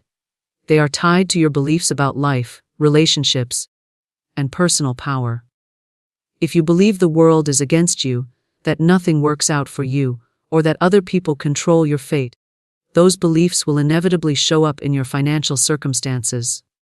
Conversely, if you believe that life supports you, that you are guided to the right opportunities, and that you have the power to create change, money will respond to those beliefs in tangible ways. Changing your financial situation at its root requires more than external strategies. It requires identifying the beliefs you have about money and replacing them with beliefs that support the reality you desire. This is not done by forcing yourself to think positively for a few minutes a day, but by consistently noticing your thoughts, words, and emotional reactions related to money and consciously choosing new ones. Repetition is the tool by which new beliefs are impressed upon the subconscious, and once they are rooted there, your financial reality will shift as naturally as night follows day. Money is the canvas, and your beliefs are the brush. The picture you see in your bank account, in your opportunities, and in your daily experience is the picture you have been painting all along, whether you were aware of it or not. When you understand this, you can stop struggling against circumstances and begin tending to the inner garden from which all circumstances grow. The more you align your beliefs with abundance, worthiness, and ease, the more clearly money will reflect those qualities back to you. Money flows where it is welcomed, because it is a form of energy. And energy naturally gravitates toward the places where it is allowed, appreciated, and put into motion. Just as water finds its way into open channels and sunlight fills an open room, money moves toward people and situations that provide a clear, open path for it to travel. When money senses an environment of fear, resentment, or hostility toward it, that path becomes blocked, and the flow slows to a trickle or stops altogether. When money finds an environment of gratitude, trust, and receptivity, it arrives more easily, stays longer, and often returns in greater measure. Welcoming money is not merely about wanting it. Many people want more money, yet their deeper attitudes repel it without them realizing it. If someone desires money but constantly speaks of it with disdain, calling it the root of all evil, or saying that it changes people for the worse, they have created an invisible contradiction. They are, in effect, telling money, "Come here," with one hand while pushing it away with the other. Money is impartial, but it responds to the tone and energy of the invitation. A half-hearted welcome is no welcome at all. To welcome money is to create both an inner and outer space for it to arrive. On the inner level, this means holding thoughts of abundance and worthiness. It means believing that money's arrival is natural, safe, and beneficial. On the outer level, it can be as practical as keeping your finances organized, paying your bills with gratitude rather than irritation, and being a good steward of the money you already have. Disorder, neglect, and carelessness toward money are forms of closing the door to it. When you treat the smallest amounts with respect, you signal that you are ready to receive larger amounts. Gratitude is one of the strongest forms of welcome. When you appreciate what you already have, you align yourself with the frequency of more. If you dismiss small amounts as insignificant or complain that they are not enough, you are telling money that its presence is not valued. But when you celebrate even the smallest inflow, a coin found on the street, a discount on a purchase, an unexpected gift, you are opening wider the channel through which money flows. Money responds to the emotional climate around it, and gratitude creates a warm, inviting atmosphere. Trust is another key aspect of welcoming money. If you constantly doubt that money will come, or if you expect it to vanish as soon as it arrives, you are creating an energetic barrier. Welcoming money means expecting it to arrive without the tension of desperation. It is much like welcoming a guest into your home. If you open the door with suspicion and mistrust, the guest will feel unwelcome, no matter what words you use. When you trust that money will come, and that it will come in ways that serve your highest good, you allow it to approach freely. Money also flows more readily where it is put into motion with purpose and joy. Hoarding money out of fear of losing it often has the opposite effect. It creates stagnation. Energy thrives on circulation. When you release money for things that enhance life, support others, or fulfill meaningful purposes, it tends to return in ways you could not have predicted.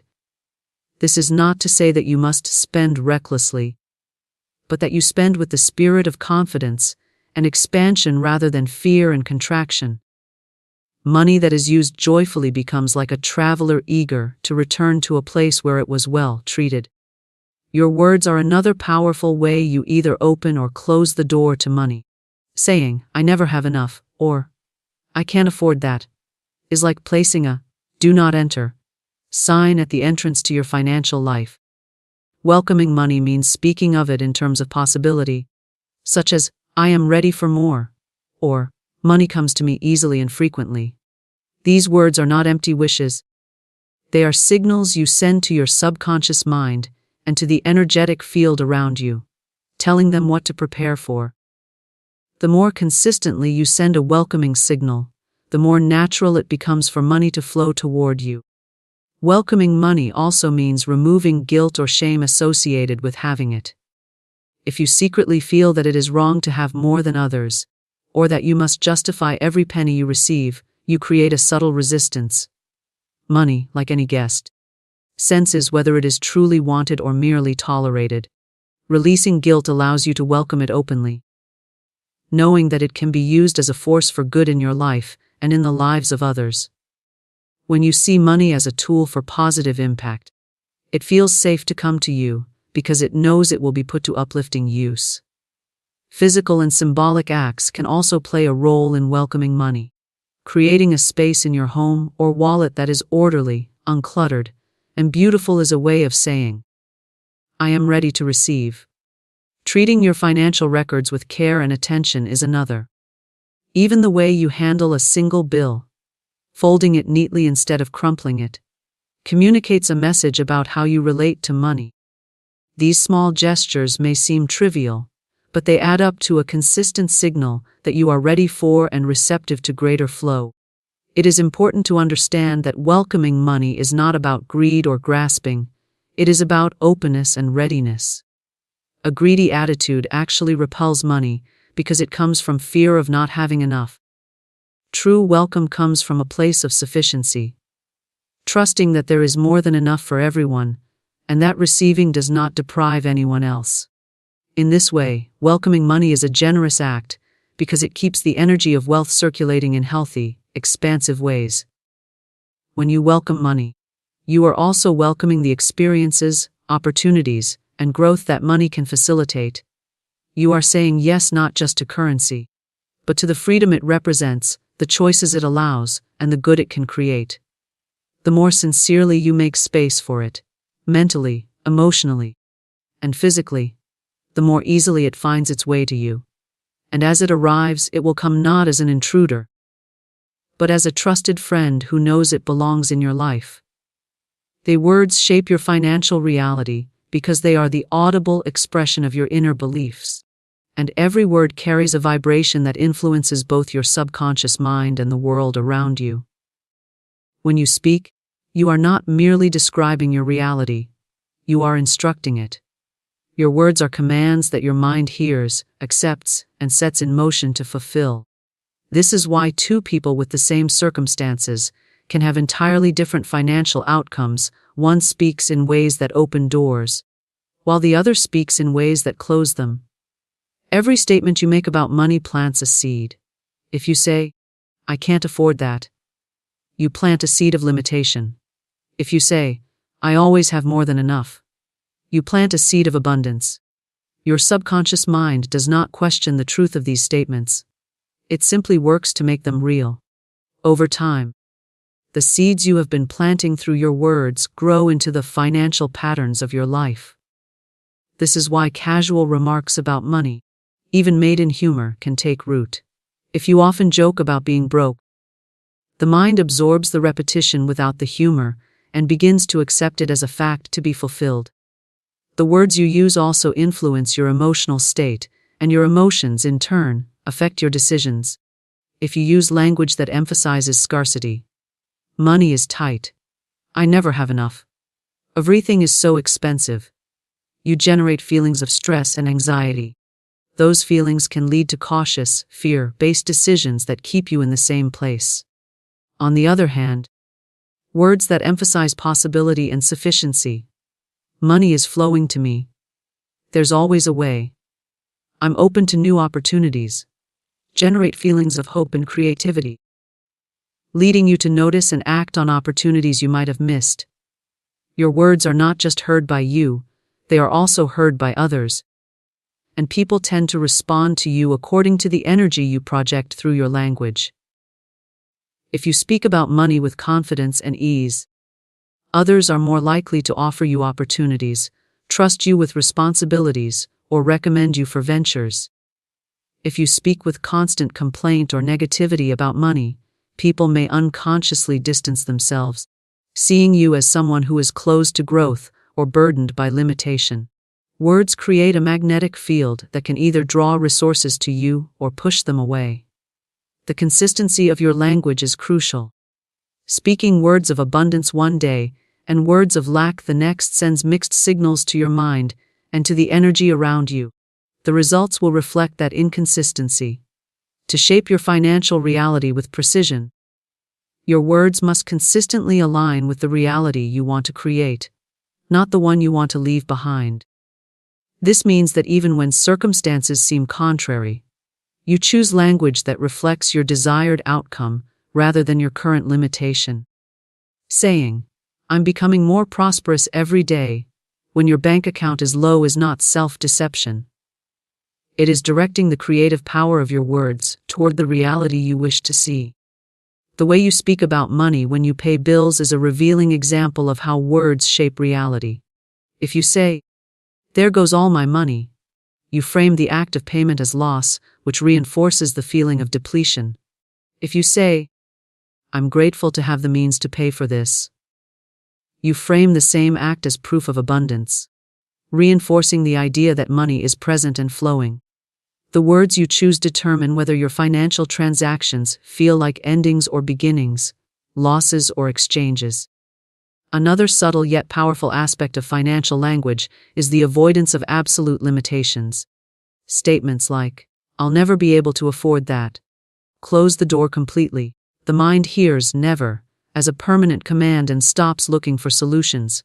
By contrast, replacing such statements with open-ended possibilities, "I'm finding ways to make that possible," keeps the mental door open. Words can either freeze your potential or keep it alive. It is also important to notice how you speak about the money of others. If you criticize or resent those who have more, you send a signal that having more is undesirable or unsafe. The mind then protects you from that imagined danger by ensuring you do not become like those you criticize. Speaking words of admiration or blessing toward the wealth of others communicates that wealth is something to be appreciated and welcomed, making it easier for you to experience it yourself. Your words can be used deliberately as tools for transformation through affirmations and declarations. An affirmation is a conscious choice of words that declare what you desire as though it is already true. When repeated consistently and with conviction, affirmations reprogram the subconscious mind and begin to shape your external reality. For example, saying daily, "Money comes to me in expected and unexpected ways," conditions your mind to notice and act on opportunities that align with that statement. Over time, your reality adjusts to match the repeated declaration. The tone and feeling behind your words matter just as much as the words themselves. If you say positive statements with doubt or sarcasm, you weaken their power. The subconscious mind responds most strongly when words are spoken with belief and emotion. This is why it is helpful to choose words that feel believable to you in the present moment. If saying, "I am a millionaire," feels hollow, you might begin with, "I am moving toward financial abundance," and gradually build your belief until the stronger statement feels natural. Even silent words, your internal dialogue, are part of shaping your financial reality. The thoughts you repeat to yourself throughout the day, though unheard by others, are constantly instructing your subconscious mind. If your self-talk about money is filled with worry, apology, or hopelessness, your external world will reflect that. Becoming aware of and shifting your inner words is as important as changing your spoken ones. Words also create momentum over time. A single negative statement may not drastically alter your financial life, but repeated daily, it becomes a pattern. Similarly, a single positive affirmation may not yield immediate change, but repeated daily, it begins to build a new foundation. Your financial reality today is, in large part, the cumulative result of the words you have been speaking and thinking over the years. By changing your words now, you set in motion a new trajectory. When you consciously choose words that affirm abundance, opportunity, and sufficiency, you are not pretending or ignoring reality. You are training your mind to focus on what you want rather than what you fear. Since your mind directs your attention, and your attention directs your actions, and your actions shape your results, the words you choose at the beginning of this chain ultimately determine the outcomes you see. In this way, words are not just descriptions. They are the architects of your financial experience. Generosity multiplies wealth because it places you in alignment with the natural law of circulation, where giving and receiving are part of the same continuous flow. Money, like air and water, is meant to move. When you hold it too tightly out of fear, you create stagnation. When you release it freely and with joy, you invite it to return to you in new and often multiplied forms. Generosity is not just an act of kindness. It is a signal to both your subconscious mind and the energetic field around you that you trust in abundance and that you are participating in its expansion. The act of giving shifts your mindset from scarcity to sufficiency. Scarcity says, "I must hold on to what I have because there is not enough," while sufficiency says, "I can share what I have because there is always more." When you give, you are declaring through action that you believe more is on its way. This declaration becomes a self-fulfilling prophecy because your actions are aligned with trust rather than fear, and trust creates openings for new wealth to arrive. In this way, generosity is both a spiritual and a practical strategy for increasing prosperity. Generosity also changes the way you see yourself. When you give, you see yourself as someone who has enough to share, and this identity influences all of your financial decisions. People who see themselves as abundant tend to make bolder, more confident choices that attract greater opportunities. The self-image of a giver naturally draws circumstances that match that image, because the world responds to the energy you carry about yourself. When you identify as a source of blessing for others, you often find yourself surrounded by situations that bless you in return. There is a distinct difference between giving from fear and giving from joy. Giving from fear might look like giving out of obligation, guilt, or the hope of avoiding criticism. This kind of giving can feel draining, and it does not open the channels of abundance because the underlying energy is contraction. Giving from joy, on the other hand, is done with a light heart and a sense of pleasure in contributing to someone else's well-being. It feels expansive, and because it comes from a belief in plenty, it strengthens that belief and allows it to be reflected back to you. Generosity also strengthens relationships, which can be a significant source of both tangible and intangible wealth. When you give sincerely, whether through money, time, or resources, you create goodwill and trust. People remember acts of generosity, and those relationships often lead to opportunities, introductions, and assistance that money alone could not buy. Wealth is not built solely through numbers in a bank account. It is built through networks of trust and mutual support, and generosity is one of the most powerful ways to create such networks. The law of reciprocity is deeply embedded in human interaction. When you give freely, most people feel a natural desire to give something back, whether immediately or at some later time. This return does not always come from the same person you gave to.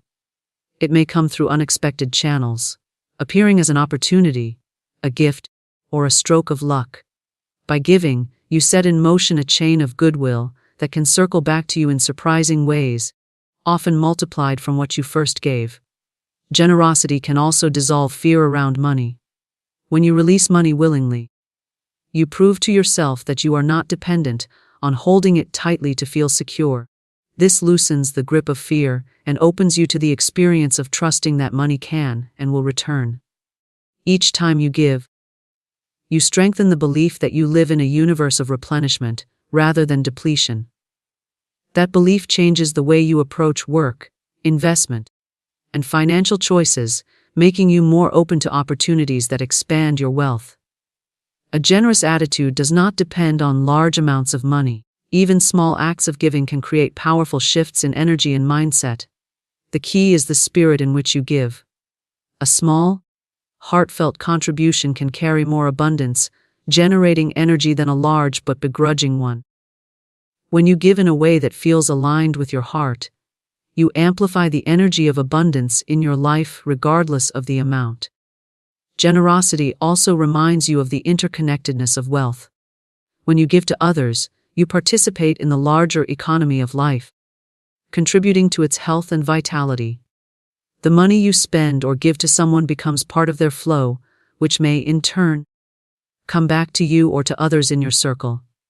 This awareness keeps you from seeing money as static or finite and helps you view it as a moving, evolving force that is always finding its way back to where it is welcomed and appreciated.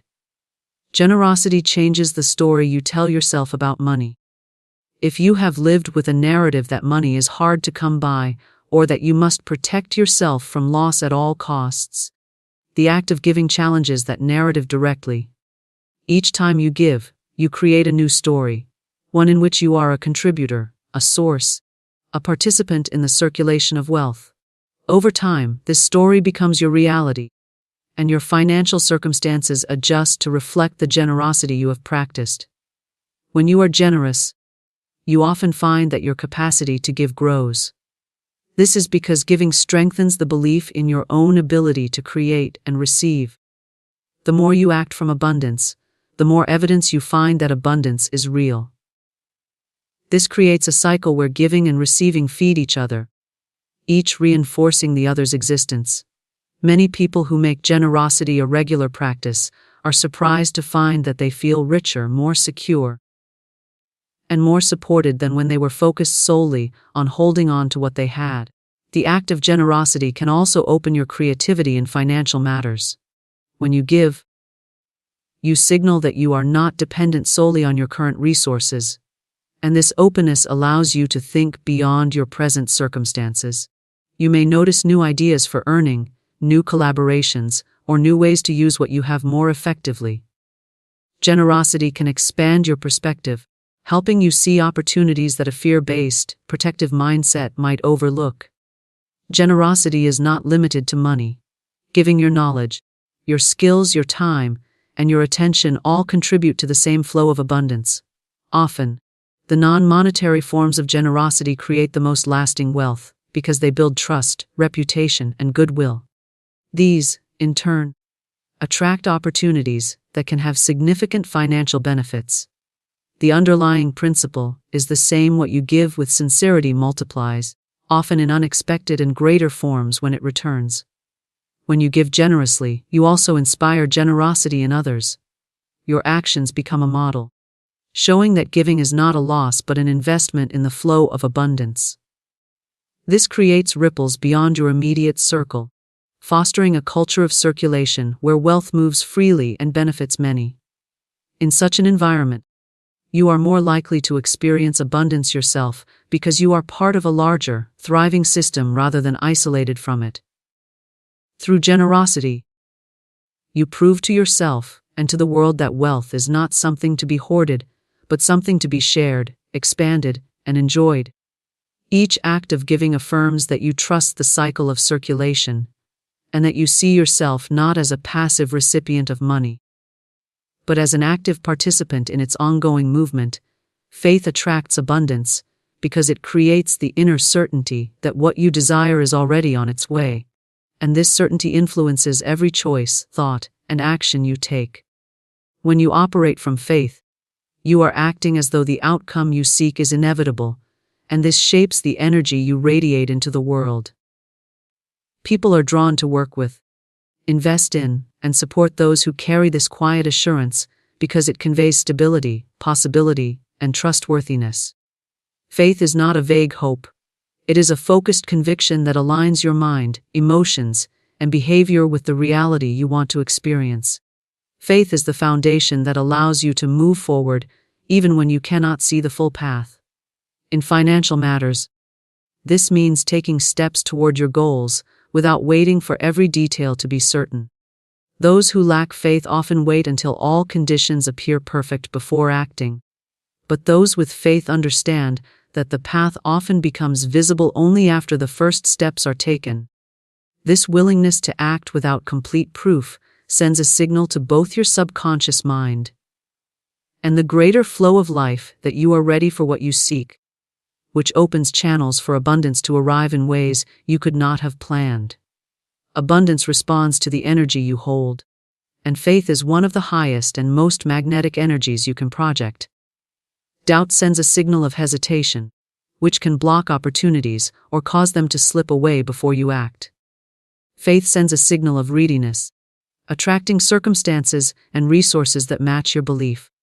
This is why two people with the same skills and opportunities can have vastly different results. One moves with confident expectation, while the other hesitates, and life reflects those different energies back to them. Faith transforms the way you respond to challenges. Without faith, setbacks are seen as signs that you should stop, that your goal is impossible, or that you are not meant to succeed. With faith, setbacks are simply temporary detours or lessons on the way to success. This perspective keeps you moving forward when others might quit, and this persistence often makes the difference between financial stagnation and growth. Abundance flows toward those who continue to act with confidence in their desired outcome, even when present circumstances suggest otherwise. Your faith also shapes the opportunities you notice. The mind filters information according to what it expects. If you believe opportunities are scarce, you will overlook or dismiss the ones that appear. If you have faith that opportunities are everywhere, your mind will be tuned to recognize them, even in unexpected places. Faith keeps your awareness open, making it far more likely that you will see and seize the possibilities that lead to greater abundance. The presence of faith changes your relationship with risk. Every financial decision involves some degree of uncertainty. Without faith, uncertainty can paralyze you, keeping you stuck in familiar but limited situations. With faith, uncertainty becomes a space for potential and creativity. You are willing to explore, experiment, and expand because you trust that the outcome will work in your favor, even if the path takes turns you did not anticipate. This openness to risk, guided by inner conviction rather than fear, often leads to breakthroughs that would be impossible in a more guarded state. Faith also impacts the language you use about money and abundance. When you speak from faith, you speak in terms of possibility and expectation rather than lack and limitation. Statements like, "I know the right opportunity is coming," or "Everything I need is finding its way to me," affirm your belief and strengthen it. Over time, your words reinforce your faith, and your faith continues to shape your reality in alignment with those words. This creates a self-sustaining loop where faith and abundance feed each other. The energy of faith influences not only you but also those around you. People can sense whether you believe in your own vision. Faith inspires confidence in others, which can lead to collaborations, investments, and partnerships that increase your resources. In contrast, doubt can make others hesitant to engage with you, no matter how good your ideas or intentions may be. By holding a steady belief in your desired outcome, you create an atmosphere that invites others to join in and contribute to your success. Faith encourages patience without passivity. It allows you to wait for the right opportunities without forcing outcomes prematurely, but it also keeps you engaged and active in preparation for what you believe is coming. This balance between patient expectation and steady action is a powerful attractor for abundance because it demonstrates both trust and readiness. Life often delivers what you are prepared to receive, and faith ensures that you remain prepared even when external evidence is still forming. When faith is present, you make decisions from a place of expansion rather than contraction. Expansion-oriented decisions are those that create more possibilities, open new paths, and allow greater inflow. Contraction-oriented decisions are those made solely to protect what you have out of fear that nothing more will come. Faith removes the grip of fear, freeing you to make choices that allow for growth. These choices compound over time, building greater and greater abundance. Faith also helps you maintain a sense of abundance, even before it is fully visible in your material world. This inner abundance, the feeling of already having enough, draws more into your life because it aligns with the principle that like attracts like. If you feel abundant, you project that abundance in your demeanor, decisions, and interactions, and life reflects it back to you. If you feel lack, even while striving for more, you project scarcity, and scarcity tends to persist. Faith allows you to embody the feeling of having before the physical evidence appears, which accelerates the arrival of that evidence. Maintaining faith requires conscious attention, especially in the face of external circumstances that seem to contradict it.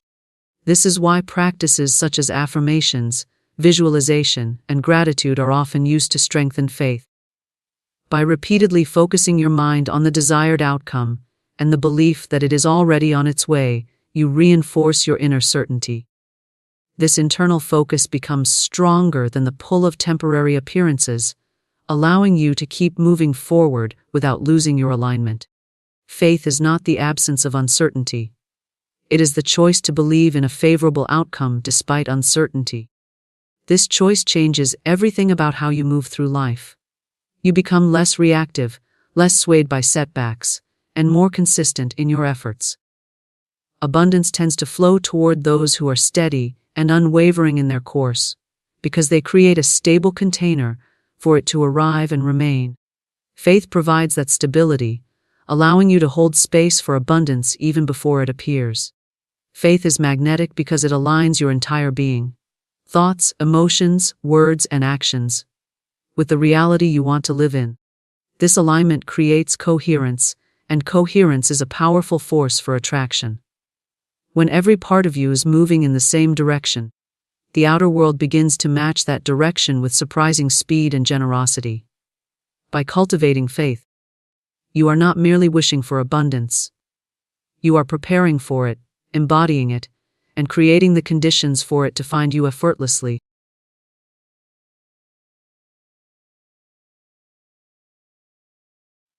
You hold within your heart and mind the infinite key to command your first 2 million.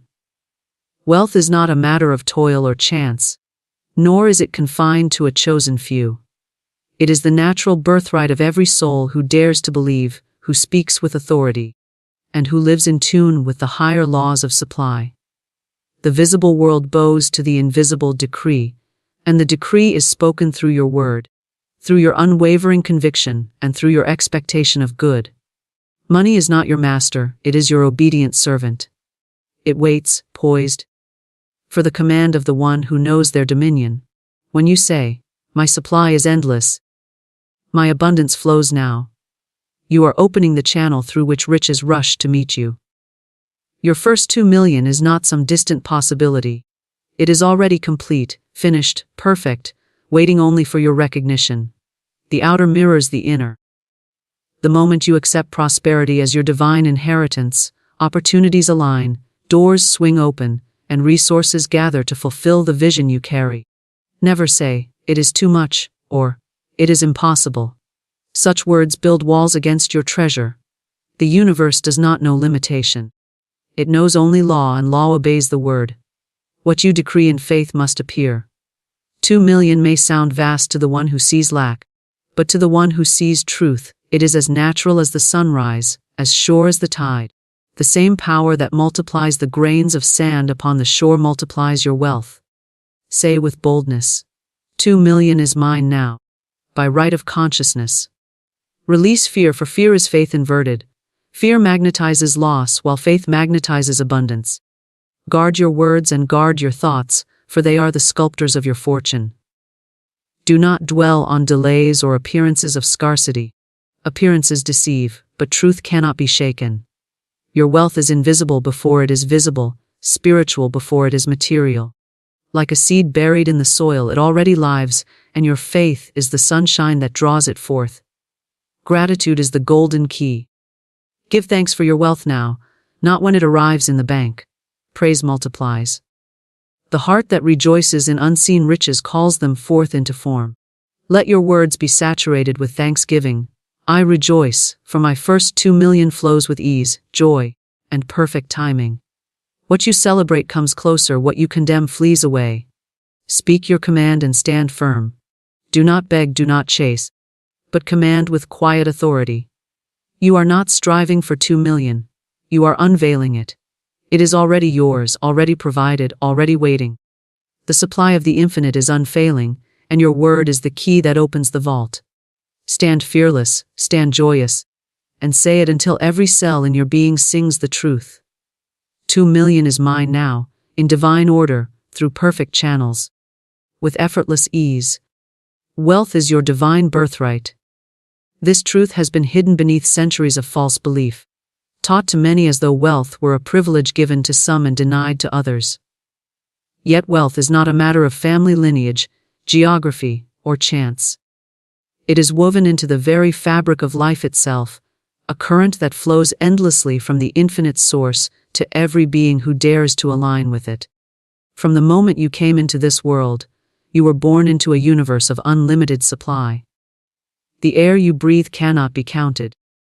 The stars above cannot be numbered, the grains of sand on the shore cannot be measured, and neither can the substance of wealth that is yours by right of consciousness. Lack is not truth but illusion, a shadow cast by fear and unbelief. The real truth is abundance, infinite and eternal, and every soul is heir to this abundance. To claim wealth as your birthright, you must first understand that the source of wealth is not in banks, employers, governments, or even the opinions of others. The source is invisible, spiritual, eternal. It is the great reservoir of supply that never empties, never withholds, never denies. All outer channels are simply instruments through which the invisible becomes visible. If one channel closes, another opens. For the supply is endless and cannot be obstructed. To look at only one channel and despair is to forget the eternal truth. The river of provision flows ceaselessly, and your consciousness directs its stream. Many have been taught to feel guilt when desiring wealth, as though seeking abundance were selfish. Yet to deny wealth is to deny the very law of life. Just as a flower is destined to bloom in its fullness, so too is every person destined to prosper in their fullness. Abundance is not selfish, it is natural. It allows you to live with joy, to give freely, to uplift others, and to radiate the goodness of the source in visible form. Poverty is not holiness, lack does not glorify the infinite. Only fulfillment, expansion, and joy reflect the true nature of the divine. Wealth is not gained through force or desperate striving, but through recognition. You recognize what is already yours, and in recognition, you align yourself with the flow. Consider the air again. You do not struggle for each breath, you simply inhale, trusting the air is present and infinite. In the same way, wealth is inhaled by your faith, your words, your vision. To stand in fear is to choke the flow, but to stand in calm expectation is to breathe freely of your inheritance. Your birthright cannot be revoked, but it can be ignored. It waits for your word to activate it, for your belief to summon it into form. The spoken word is your tool of dominion. When you declare, "Wealth is my birthright," you are not speaking wishful thoughts. You are declaring truth. Every word you speak is a seed, and seeds bear fruit according to their kind. Words of lack produce lack, words of fear bring fear, but words of abundance summon wealth. Your life today is the harvest of words sown yesterday, and your tomorrow is the harvest of words spoken today. If you say, "I never have enough," the law fulfills it. If you say, "I am richly supplied," the law fulfills that. The law is impartial. It knows no favorites, it simply mirrors your decree. To command wealth, you must also cleanse your mind of the false teachings of limitation. Many cling to the belief that money is scarce, that it is hard to earn, that only a few deserve it. These thoughts are like weeds choking the seed of abundance. But the truth cannot be altered. The universe is limitless. The same intelligence that causes fruit to ripen in its season, the same power that multiplies cells in your body, is the same power that multiplies wealth. To align with it, you must think abundance, speak abundance, and expect abundance. Every thought of scarcity is an error that must be cast out and replaced with the affirmation of truth. Wealth is my birthright, and nothing can keep it from me. A faith is the great activator. Without faith, words fall empty. Faith charges your word with power. Faith is not begging or hoping. It is knowing. It is the inner certainty that what you have declared is already done, already accomplished, already present. The world may say, "Where is the evidence?"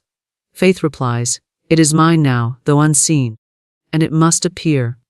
Just as the seed underground is unseen yet alive, your wealth is alive in the unseen realm, awaiting the sunshine of your faith to call it forth.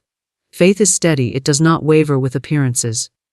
Appearances may suggest delay, yet faith declares immediacy. Appearances may whisper impossibility, yet faith answers with certainty. When you hold to the truth of your birthright, outer circumstances bend to meet your conviction. What seems closed suddenly opens. People appear at the right time, ideas arrive in perfect sequence, channels unfold in ways beyond your imagination. This is not coincidence, it is law.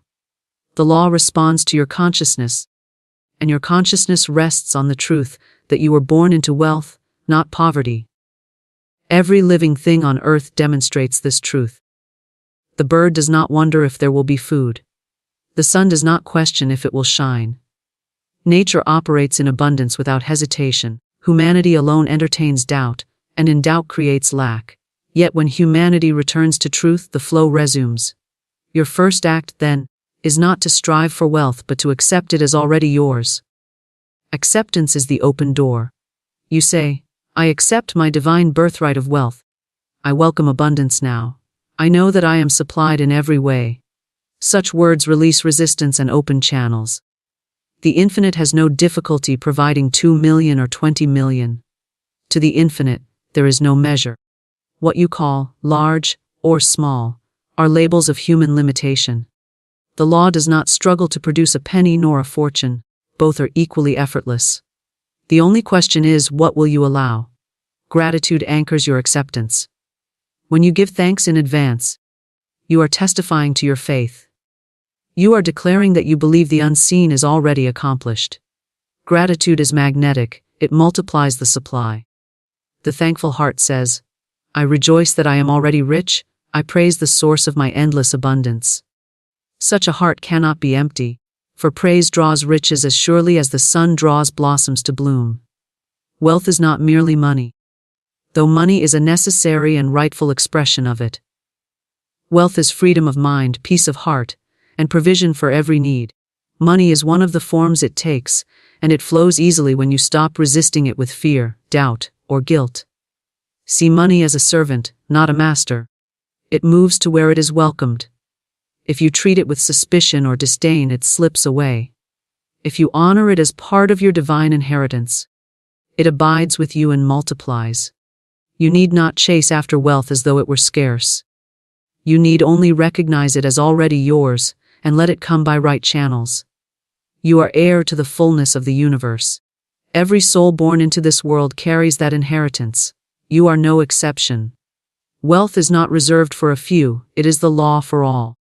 When you awaken to this truth, the struggle ceases and the flow begins. Wealth belongs to you, not by accident, not by favor, but by divine right. Your word is the command to riches. Every word you speak carries a vibration, a seed that falls into the soil of the universe and produces after its kind. Words are not idle sounds, they are forces. They carry the authority of your belief, and they go forth shaping circumstances, arranging conditions, and opening or closing doors according to the tone you set. To speak lack is to command lack. To speak abundance is to command abundance. Life waits on your decree, for the universe responds not to wishes or half-hearted hopes, but to words spoken with conviction and feeling. The law cannot fail, it only mirrors the decree. When you speak, I am rich, you call forth riches. When you declare, I am poor, you affirm poverty. Words are not mere descriptions of what is. They are the creators of what shall be. The great mistake many make is speaking against their own good. They cry out, I never have enough. Money slips through my fingers. Everything is hard, and wonder why their lives remain barren. They do not see that their own lips form the prison around them. Every complaint reinforces lack, every fearful declaration cements limitation. Yet the moment you reverse your word, the moment you speak differently, the tide begins to turn. Say, I always have more than enough. Money comes to me easily and in perfect ways. Opportunities seek me out. These words do not describe a present appearance, they command a new reality. The unseen forces obey the voice of faith, not appearances. When you speak a word of power, do not dilute it with doubt. Do not speak abundance in one breath and contradict it in the next. A divided word carries no authority. If you say, I am prosperous, but then grumble, I can't afford this, you cancel your own decree. Your words must be consistent, firm, and aligned with the vision you hold. A king does not issue a command today and revoke it tomorrow. He speaks once and expects obedience. In the same way, your word must be spoken with sovereignty. Say it once with absolute authority, then stand unmoved by appearances, knowing the command has been heard and must be carried out. Words carry power, because they are the expression of thought clothed in sound. Thought alone is strong, but when thought is spoken, it is given vibration in the material world. The vibration goes forth, joining with the currents of law and drawing to you the substance of your decree. This is why idle chatter is dangerous. Careless words are seeds sown unconsciously. Speak only what you desire to reap. If you do not want lack, do not name it. If you do not want struggle, do not affirm it. Speak only the words that build, increase, and uplift. Train your tongue to align with abundance, until every utterance is a command to riches. Your word does not act alone. It is charged with the energy of your feeling. A cold statement without belief is weak, but a word spoken with passion, conviction, and expectancy carries fire. When you say, I am wealthy, feel the wealth as though it were already here. Imagine the freedom, the joy, the ease, and let that feeling saturate your word. The combination of spoken word and felt conviction is irresistible. The law cannot withhold the substance from such a decree, for it is charged with the creative fire of the Spirit. Many wonder why their affirmations seem powerless. They repeat phrases without life, treating words like empty formulas. But words are not magic in themselves, they are vessels. The power lies in the spirit that fills them. When you speak without belief, you issue hollow commands. But when your inner being rises to meet the word, when you speak from the deep knowing that the thing is already accomplished, then the word becomes law. It goes forth charged, irresistible, creating new conditions and attracting wealth from unexpected channels. Guard, therefore, the atmosphere in which you speak. Speak in faith, not in fear. Speak in certainty, not in hesitation. Speak in gratitude, not in complaint. Each atmosphere colors the word and determines the harvest it brings. Fearful words call forth fearful results. Grateful words multiply blessings. Words of certainty open great doors. The law is impartial. It gives you what you decree, whether joy or sorrow, wealth or lack. It is not enough to speak words of abundance only in ritual. Your daily speech must echo the truth. The casual remarks you make about money, the way you talk about bills, the way you speak of opportunities, these shape your world as surely as formal affirmations.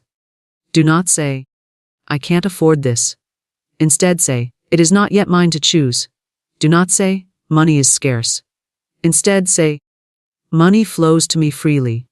Replace every negative phrase with a positive command until your language is saturated with wealth.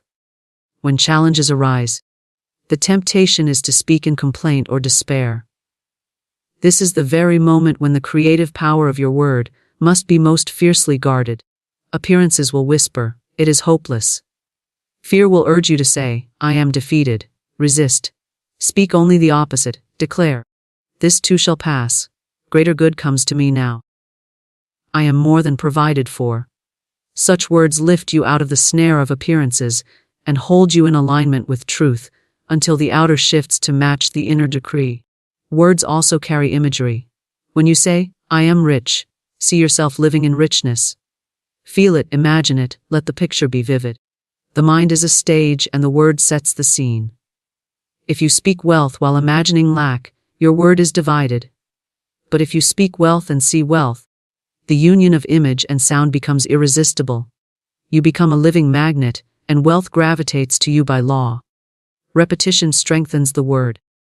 Each time you declare, "I am prosperous," you deepen the groove in consciousness until it becomes a permanent pattern. Words are like drops of water on stone. Spoken consistently, they carve channels through which supply flows. Yet repetition must not be mechanical. It must be alive each time, charged with expectancy. Speak until the truth feels natural. Until the old language of lack dissolves in abundance, is the only speech you know. Your word is also your shield. Others may speak fear, lack, and limitation around you. Do not join them in their declarations. Instead, silently affirm truth. If someone says, "Times are hard," you answer inwardly, "Times are rich for me." If someone insists, "Money is drying up," you counter with, "Money flows to me abundantly." Never allow the words of others to override your decree. Your world is shaped by your word, not theirs, unless you agree with them. In moments of doubt, return to the simplicity of command. Speak aloud, "Riches are mine now. Wealth obeys me. I am divinely supplied." Speak it until the fear dissolves. Speak it until the atmosphere shifts. The spoken word is not weak. It is the sword that cuts through doubt and establishes truth. Use it boldly, use it continually, and watch how conditions rearrange themselves to match your decree. Fear repels, faith attracts. Fear is the great thief of life, the silent force that pushes away every good thing waiting at the door. It disguises itself as caution, as reason, as common sense, yet beneath its mask it is only belief in the power of evil over the power of good. Fear builds walls around abundance, chains around opportunities, and a fog over vision. It whispers lies of insufficiency, telling the mind, "There is not enough. You will fail. You are unworthy." And as the mind agrees, so the outer life begins to reflect those very beliefs. Fear repels wealth as surely as oil repels water. It is a magnetic current reversed, a vibration that pushes supply farther and farther away. Faith is the opposite current. Where fear scatters, faith gathers. Where fear drives away, faith draws near. Faith is the magnet that calls riches, health, joy, and success into visible form. Faith does not waver with appearances, it holds steady, knowing that behind every delay, every obstacle, the law of good is still at work, unbroken and unstoppable. Faith attracts because it is alignment with truth, while fear repels because it is alignment with illusion. The universe is abundant, endless, overflowing, and faith says yes to that flow. Fear says no.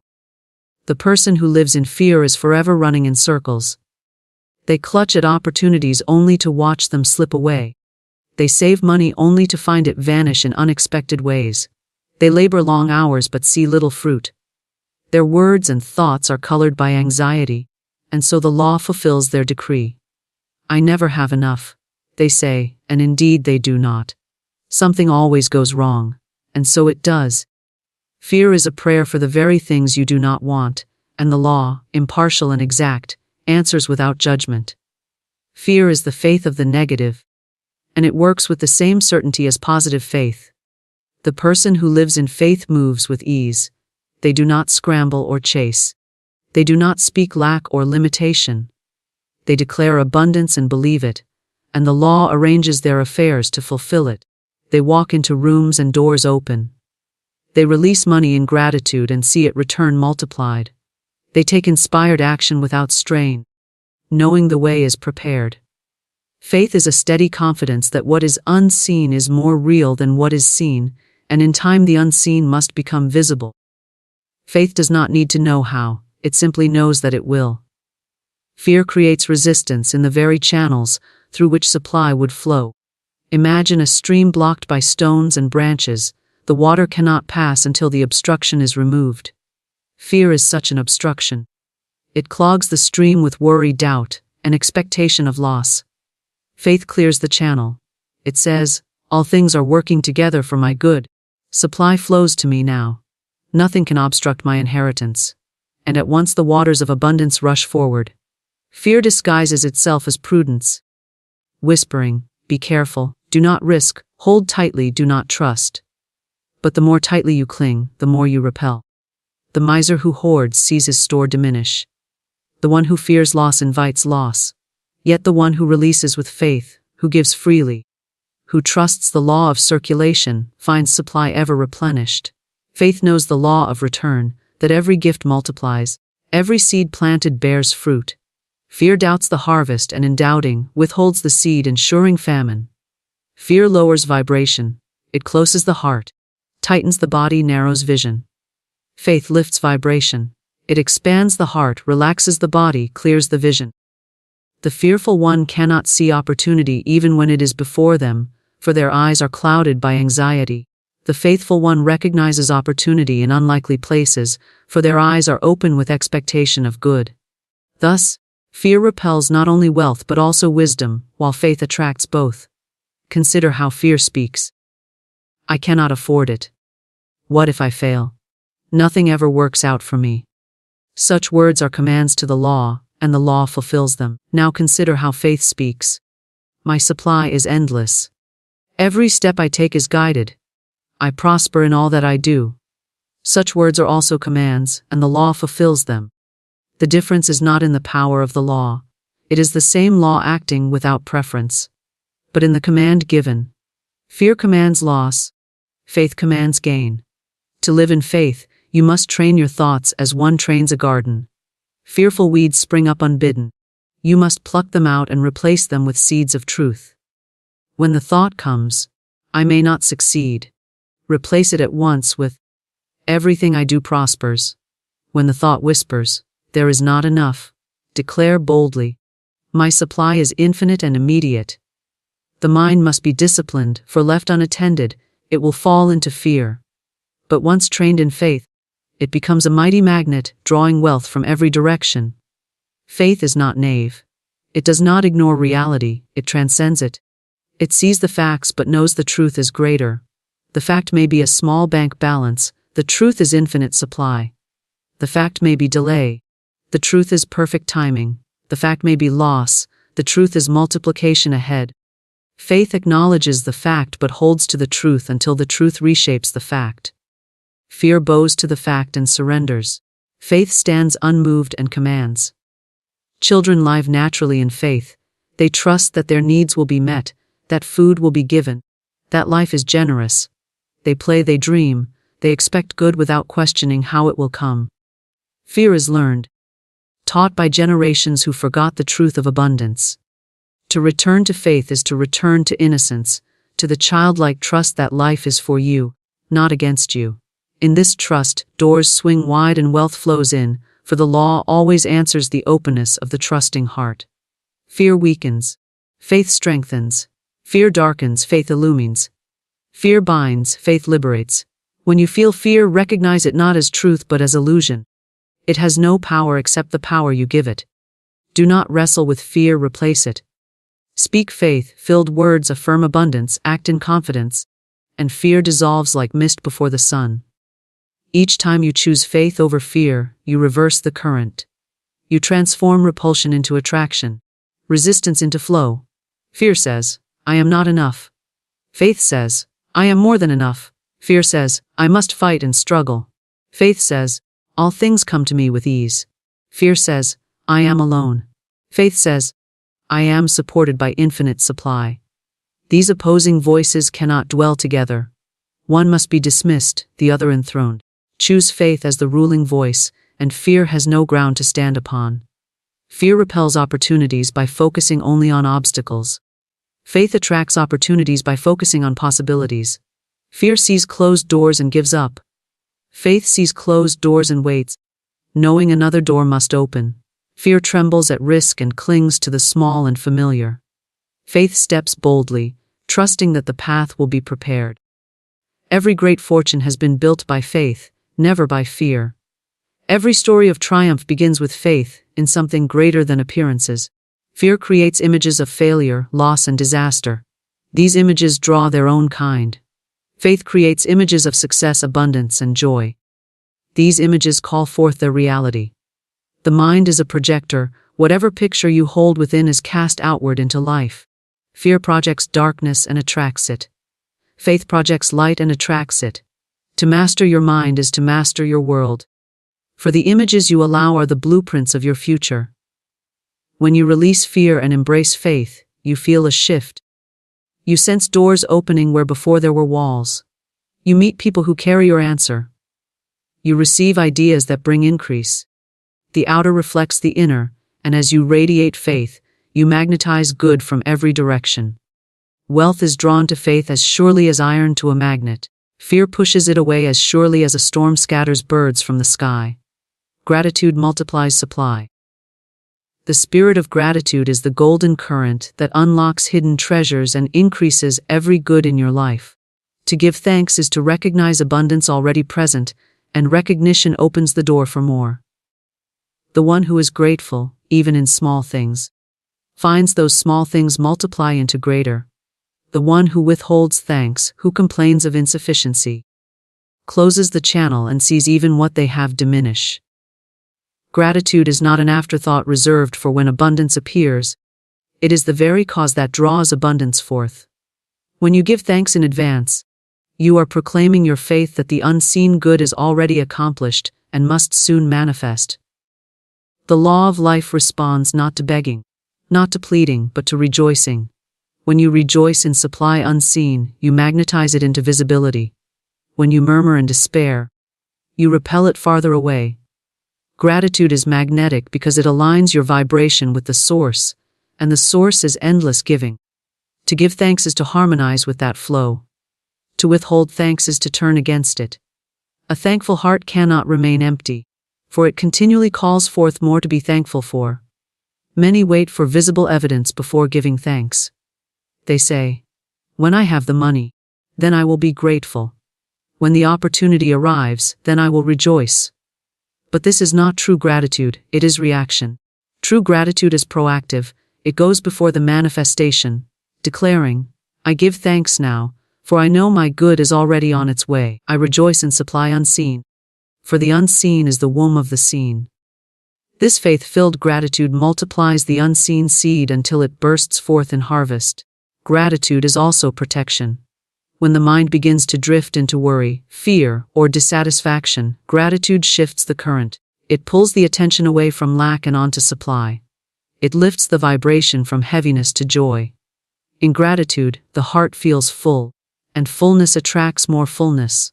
Lack cannot enter where gratitude abides, for gratitude is the continual declaration, I already have. This, already have. Consciousness becomes fertile soil where more must grow. The thankful soul finds beauty where others see only plainness. They find opportunities in places others overlook. They receive kindness, favor, and increase because their spirit is attuned to see and to receive. Gratitude sharpens vision, opening the eyes to abundance everywhere. The ungrateful soul, blinded by complaint, walks past treasures unnoticed, dismisses opportunities unrecognized, and turns away from blessings unappreciated. Life mirrors the inner state. The grateful heart sees and receives more, while the ungrateful heart sees and receives less. Gratitude multiplies not only material wealth but health, joy, peace, and love. When you give thanks for strength, your strength grows. When you give thanks for peace, peace deepens. When you give thanks for love, love surrounds you in greater measure. Whatever you bless expands, whatever you curse diminishes. Gratitude is blessing spoken aloud, and the law cannot resist the call of blessing. It answers by multiplying the very thing you acknowledge with joy. Do not mistake gratitude for mere politeness or empty habit. True gratitude is alive, charged with feeling, overflowing from recognition of good. It is not a phrase mumbled without thought, it is the radiant spirit that lights every word. When you say, I am grateful, let it be saturated with conviction, with the warmth of faith, with the expectancy of more. Gratitude without feeling is like a seed without water. Gratitude with feeling is the seed in fertile ground, watered and warmed by the sun. Sure to bear fruit. Gratitude must be constant. It is not reserved for moments when life seems easy or plentiful. It is most powerful when life seems lean. To give thanks in lack is to deny lack and affirm abundance. To rejoice in apparent loss is to command increase. Gratitude in the dark is the light that draws dawn. Gratitude when there seems nothing to celebrate is the faith that calls forth something to celebrate. Each act of gratitude is a seed planted, and no seed fails to produce. When you receive even the smallest coin, give thanks as though it were a fortune. When a door opens slightly, rejoice as though it swung wide. Such gratitude magnifies the small until it becomes large. If you dismiss the small, calling it not enough, you withhold recognition and cut off the increase. The law says, to the one who has, more will be given. To have means to recognize, to acknowledge, to give thanks. To not have means to ignore, to complain, to dismiss. Gratitude ensures you are counted among those who have, and therefore more is given. Gratitude is circulation. It keeps the flow moving. The one who receives and withholds thanks dams the stream.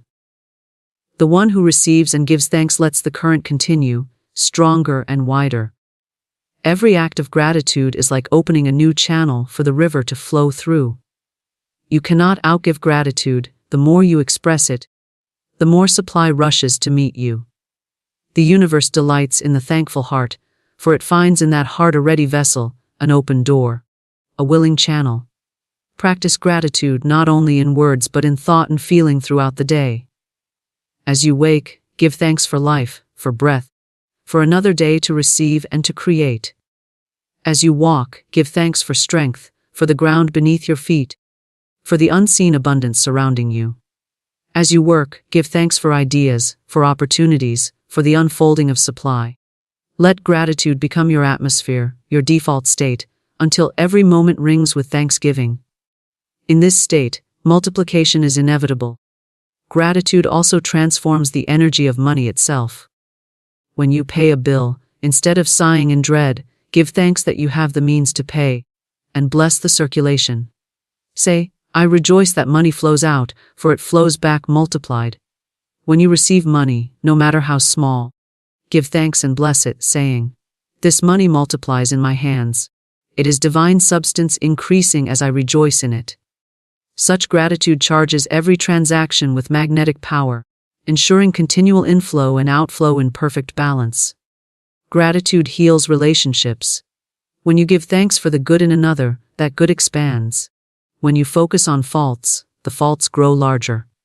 Gratitude draws forth the best in people, just as it draws forth the best in circumstances. A grateful word spoken to another uplifts their spirit and strengthens your bond. In every sphere of life, gratitude multiplies good. Even in silence, gratitude works. The silent thought, the inner smile, the unspoken recognition of blessing, all carry power. The vibration of gratitude emanates from you, unseen yet felt, drawing more good to you. You become a beacon, and wealth, opportunities, friendships, and joy gravitate toward you as though pulled by invisible cords. Gratitude is not a passive feeling, it is an active force, a radiant current that reshapes the atmosphere around you. When challenges appear, gratitude disarms them. Instead of cursing the delay, give thanks that the delay is perfect timing. Instead of condemning the loss, give thanks for the lesson and the greater gain to come. Gratitude reframes every appearance into opportunity, every obstacle into stepping stone. To the grateful soul, nothing is wasted, nothing is meaningless. Everything is part of the unfolding good. This attitude alone multiplies supply, for it refuses to see anything but abundance. Abundance is already yours, awaiting recognition. From the moment you drew your first breath, the entire universe stood ready to supply your every need. You were not cast into a world of scarcity, but into a universe overflowing with infinite substance. The sun does not ration its rays. The sea does not measure its waves. The air does not count each breath it gives, and the soil does not limit its harvest. All of nature testifies that abundance is the natural law. Scarcity exists only in the mind that denies its inheritance. To live as though abundance were withheld is to live blindfolded before a banquet, starving while the table is full. Abundance is already here, complete and perfect, waiting only for you to see it, to claim it, to accept it as your own. Recognition is the key. Until you recognize wealth as yours, it remains unseen. It is like standing before a closed chest, declaring there is no treasure, while refusing to lift the lid. Recognition opens the lid. Recognition declares, this good belongs to me now. The law does not delay, the universe does not postpone. It is human doubt, fear, and blindness that create the illusion of waiting. The supply is ever present, eternal, inexhaustible. The moment you recognize it, it rushes forth into visibility. The harvest has always been ready, but the reaper must open his eyes. Many walk in circles of striving, chasing, struggling to acquire, believing abundance lies outside of them, to be won, earned, or begged for. They do not see that abundance is already within. A current of supply flowing ceaselessly from the invisible to the visible. Recognition aligns you with that current. When you say, I already have, you step into the stream. When you say, I lack, you turn away from it. Life mirrors your recognition. To the one who says, I am rich, riches appear. To the one who says, I am poor, poverty appears. The law is impartial, it only reflects what you recognize as yours. To recognize abundance is not to wait for proof in the outer world, but to stand in certainty regardless of appearances. Appearances may whisper lack. The bank account may show little. Opportunities may seem absent, but recognition says, none of these appearances define me. My wealth is unseen but real, my abundance is complete though invisible, and it must come forth in divine timing. Such recognition is faith. And faith is the hand that draws the invisible into form. Abundance is already yours because you are part of the infinite, and the infinite cannot lack. The branch partakes of the tree, the wave partakes of the sea, the ray partakes of the sun. In the same way, you partake of the infinite supply of the source. To say you lack is to deny your own essence. To say you are abundant is to affirm truth. The wave cannot be cut off from the ocean, and you cannot be cut off from abundance, except by your own false recognition of separation. The mind trained to see lack will see lack everywhere. It will notice bills, debts, shortages, obstacles, and magnify them. It will overlook opportunities, dismiss blessings, and complain of insufficiency. But the mind trained to see abundance will see abundance everywhere. It will notice gifts, openings, provisions, favors, and possibilities. Both minds live in the same world, but one experiences lack. The other experiences plenty. The difference is not in the world but in recognition. What you focus upon, you magnify. What you recognize, you receive. Recognition must be constant. You cannot declare abundance in the morning and deny it in the afternoon. Each denial cancels a recognition. Speak it always, feel it always, affirm it always. Abundance is mine now. I live in infinite supply. I am surrounded by riches, seen and unseen. Let this recognition become so natural that every thought, every word, every act is saturated with it. Then life cannot help but reflect it back to you in multiplied form. Abundance does not wait on labor, effort, or struggle. It waits on consciousness. Many toil long hours yet see little fruit, for inwardly they recognize only struggle. Others move with ease and see doors open swiftly, for inwardly they recognize abundance as theirs. The outer is shaped by the inner. Recognition is the true work. The inner alignment that makes the outer flow inevitable. Labor without recognition is barren. Recognition without labor produces channels of ease and efficiency. Gratitude strengthens recognition. When you give thanks for abundance, you affirm that you already possess it. Gratitude says, I already have, and this statement draws more to match it. Complaint says, I do not have, and this statement repels what could have been yours. To recognize abundance is to live in thanksgiving, to see each coin as seed, each opportunity as doorway, each day as proof of provision.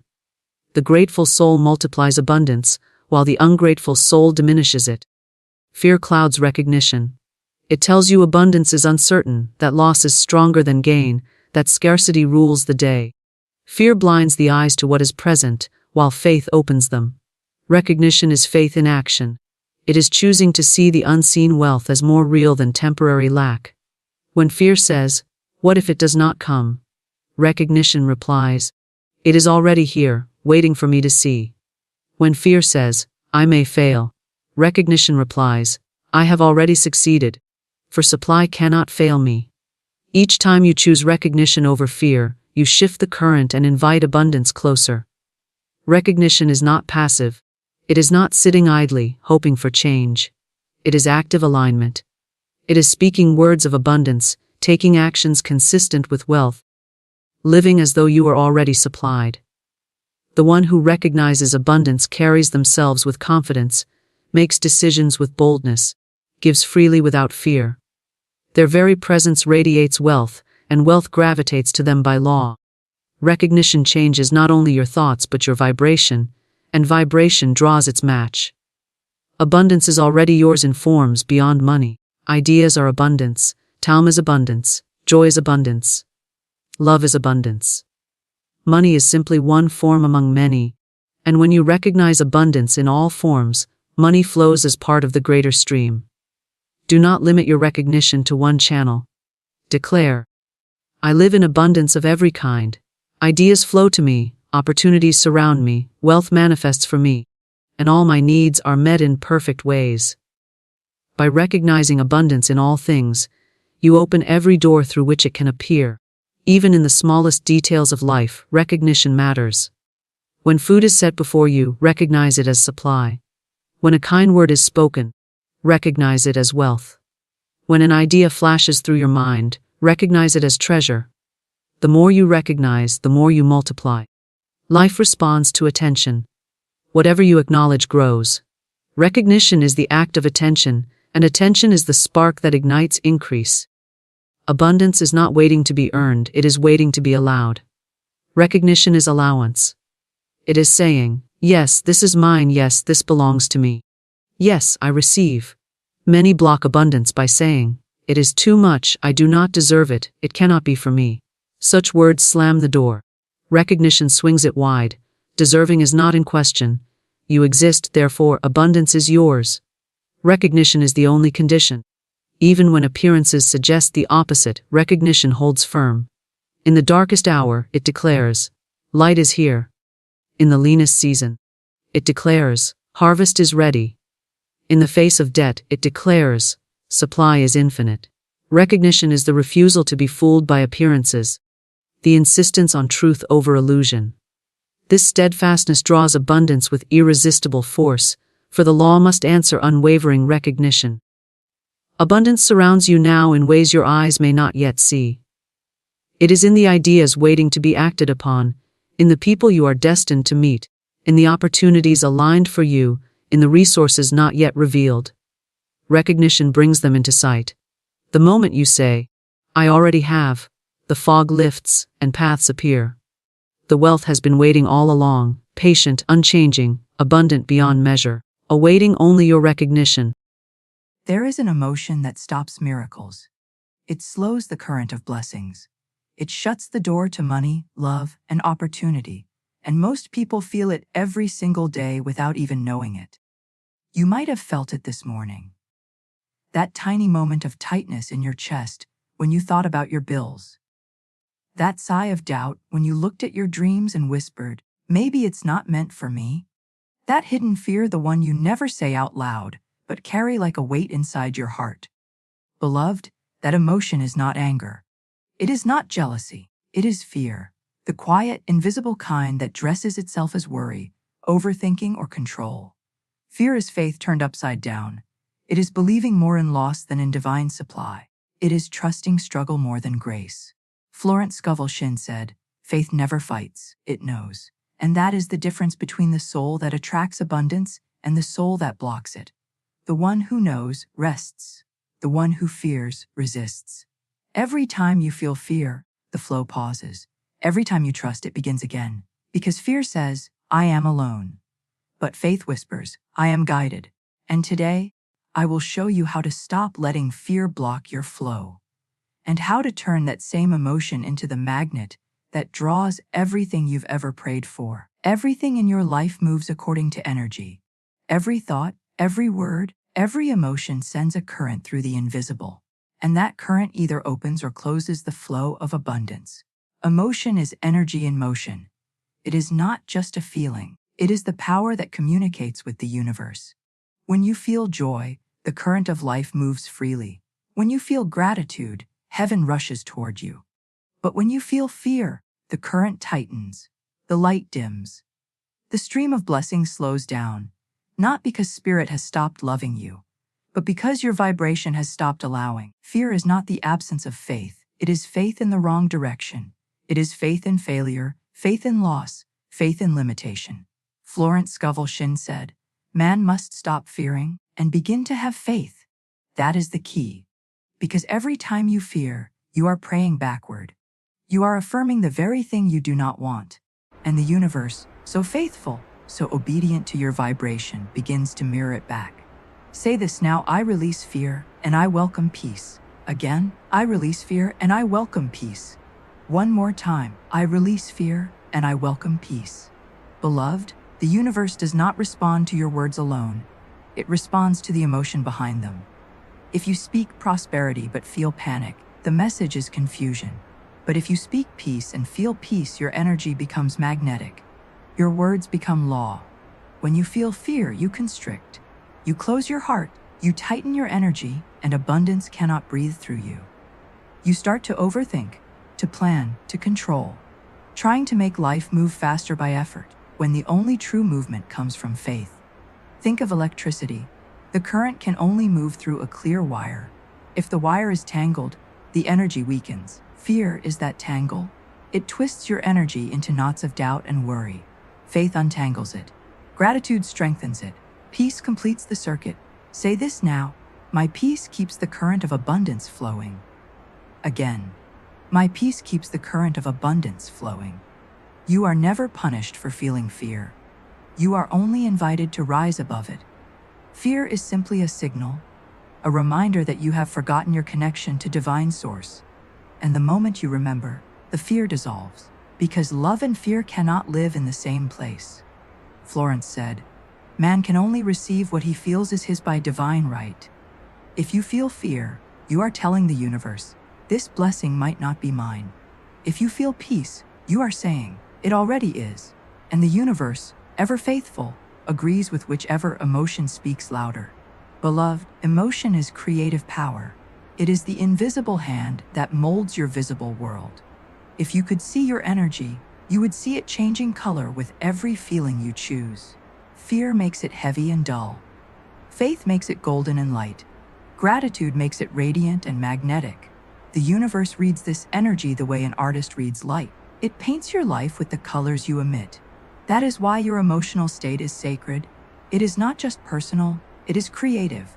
Say this now: my emotions create miracles when aligned with love. Again, my emotions create miracles when aligned with love. You cannot manifest abundance from an emotion of lack. You cannot attract peace from a state of panic. You cannot call in joy from a heart filled with fear. You must become what you wish to receive. When you feel peace, you invite peace. When you feel wealth, you attract wealth. When you feel trust, the doors of supply open. Fear may knock, but faith answers the door. Fear may whisper, but peace speaks louder, and peace always wins.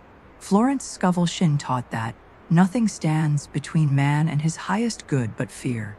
That means the moment fear leaves, your highest good appears. The money you prayed for, the opportunity you longed for, the idea you needed. All of it is waiting just beyond that emotional barrier called fear. So now, choose differently. Choose to no longer feed fear with your focus. Do not analyze it, argue with it, or justify it. Simply replace it. When fear says, "What if it doesn't work?" you say, "What if it already has?" When fear says, "You might fail," you say, "I am divinely guided, and I cannot fail." When fear says, "You don't have enough," you say, "The supply of spirit is unlimited, and it is flowing to me now." I say this now. I trust the invisible law of abundance. Again, I trust the invisible law of abundance. Every time you choose peace over panic, you build new spiritual momentum. You start to feel lighter. You begin to see synchronicities, the small miracles that prove the law is working. Because peace is the permission slip the universe has been waiting for. Money, success, opportunities, they are not far away. They are simply waiting for your emotion to match their vibration.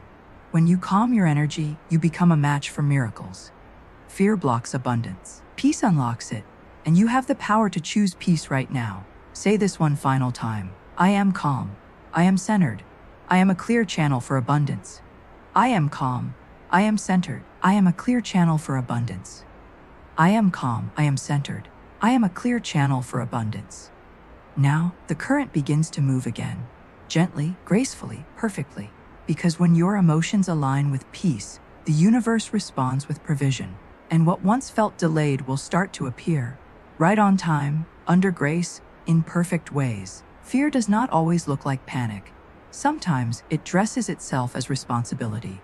Sometimes it hides beneath perfectionism, overthinking, or constant planning. Sometimes it even pretends to be wisdom. But deep inside, it is still fear. When you feel the need to control everything, to know every step, to fix every detail, to manage every outcome, it is fear wearing the mask of order. It whispers, "If I don't do it, it won't happen." It tells you that your worth depends on your effort, your safety depends on your schedule, and your success depends on your control. But beloved, control is not peace. It is fear disguised as strength.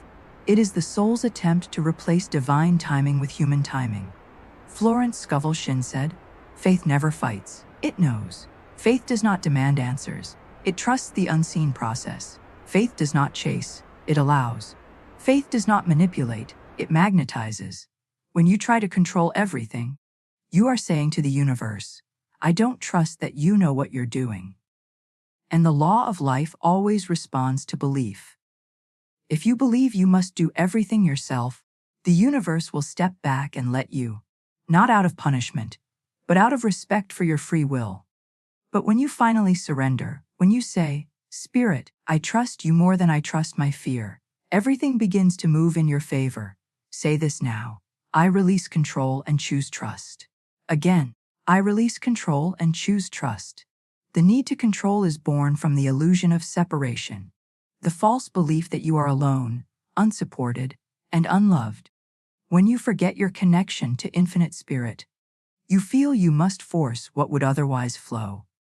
But when you remember that you are one with divine supply, you realize there is nothing to force, only something to allow. You are not meant to push life. You are meant to move with life. The river does not ask the current where it is going. It flows because it knows the ocean is waiting. The flower does not rush to bloom. It opens because the sun is constant. The universe is never late because it does not operate in fear. It operates in divine rhythm. Florence said, "There is no delay in divine mind." That means everything you desire is already in progress, already unfolding, already being prepared for you. The only thing that delays it is your need to control how and when. Say this now: I trust the timing of my abundance. Again, I trust the timing of my abundance. The control is the ego's way of feeling safe. But safety built on fear is not real safety. It is resistance. You do not need to manage every detail of your miracle. You only need to hold the vision and trust that Spirit knows the perfect path to deliver it. When you surrender control, you create space for the divine to act. And the moment you stop gripping so tightly, things begin to move. People show up. Doors open. Ideas appear. Opportunities flow that your mind could never have planned. You see, the universe cannot pour into hands that are clenched, but open hands receive with ease. When you open your energy, you become a vessel instead of a barrier. Say this now: I open my hands and let abundance flow. Again, I open my hands and let abundance flow. A fear disguised as control often shows up in small ways. Checking your bank account over and over, doubting every step, trying to make everything happen faster. But true faith is stillness. It is trusting that the same God who made the sun rise will also make your blessing arrive. Right on time, without delay, without mistake. Florence said, "You must act as if you have already received." That means walk calmly, speak confidently, rest peacefully, as if the miracle were already complete. Because in the spiritual realm, it is. It's only waiting for your energy to agree. When you feel tempted to take control again, pause and breathe. Ask yourself, am I acting from peace or from panic? If it is peace, proceed. If it is panic, pause. The difference between peace and panic determines whether you are creating from faith or from fear. Say this now: peace is my power. Stillness is my strength. Again, peace is my power. Stillness is my strength. A control feels heavy because it carries fear's weight. Trust feels light because it carries heaven's wind. When you control, you contract. When you trust, you expand. Expansion attracts abundance. Contraction repels it. It's a law of vibration. What you hold tightly cannot flow freely. Beloved, you are not meant to hold the steering wheel of the universe. You are meant to hold faith and let Spirit steer. Every time you let go, you rise higher. Every time you rest, the invisible forces go to work. Every time you say, I allow, something unseen begins to align in your favor. Florence said, man's word is his wand. So use your word to release fear and claim freedom. Say this now: I allow divine order to arrange my prosperity. Again, I allow divine order to arrange my prosperity. One more time: I allow divine order to arrange my prosperity. From this day forward, stop trying to make the ocean flow. It already does. Stop trying to make blessings come. They already are. Stop trying to manage miracles. They manage themselves under grace. The moment you release control, you make room for the miraculous. You become a partner with divine intelligence instead of its rival. And life, relieved, begins to flow again. Easily, safely, abundantly. Every emotion carries energy, and every energy can be transformed. You are not a victim of how you feel. You are the master of it. The same emotion that blocks you can be the one that builds you, once you learn how to transform it. Florence Scovel Shinn said, "The game of life is a game of boomerangs. Man's thoughts, deeds, and words return to him sooner or later with astounding accuracy. So if your thoughts are fear, they return as struggle. If your thoughts are peace, they return as prosperity. But remember this divine secret: every fear, when faced with faith, turns into fuel. Fear itself has no power. It only borrows the energy you give it. When you take that energy back and redirect it toward love, gratitude, and faith, you turn darkness into light. The alchemy of the spirit begins the moment you decide that your emotions will serve you, not stop you. Say this now: my emotions now serve my abundance. Again, my emotions now serve my abundance. When fear rises, see it not as failure but as feedback. It is simply your soul telling you, you are focusing away from trust. And in that moment, you have a choice to sink deeper into fear or to lift it into faith. Beloved, you do not erase fear by ignoring it, you transform it by loving it. You speak to it the way Florence spoke to every challenge, with authority, yet with peace. She never fought fear, she corrected it.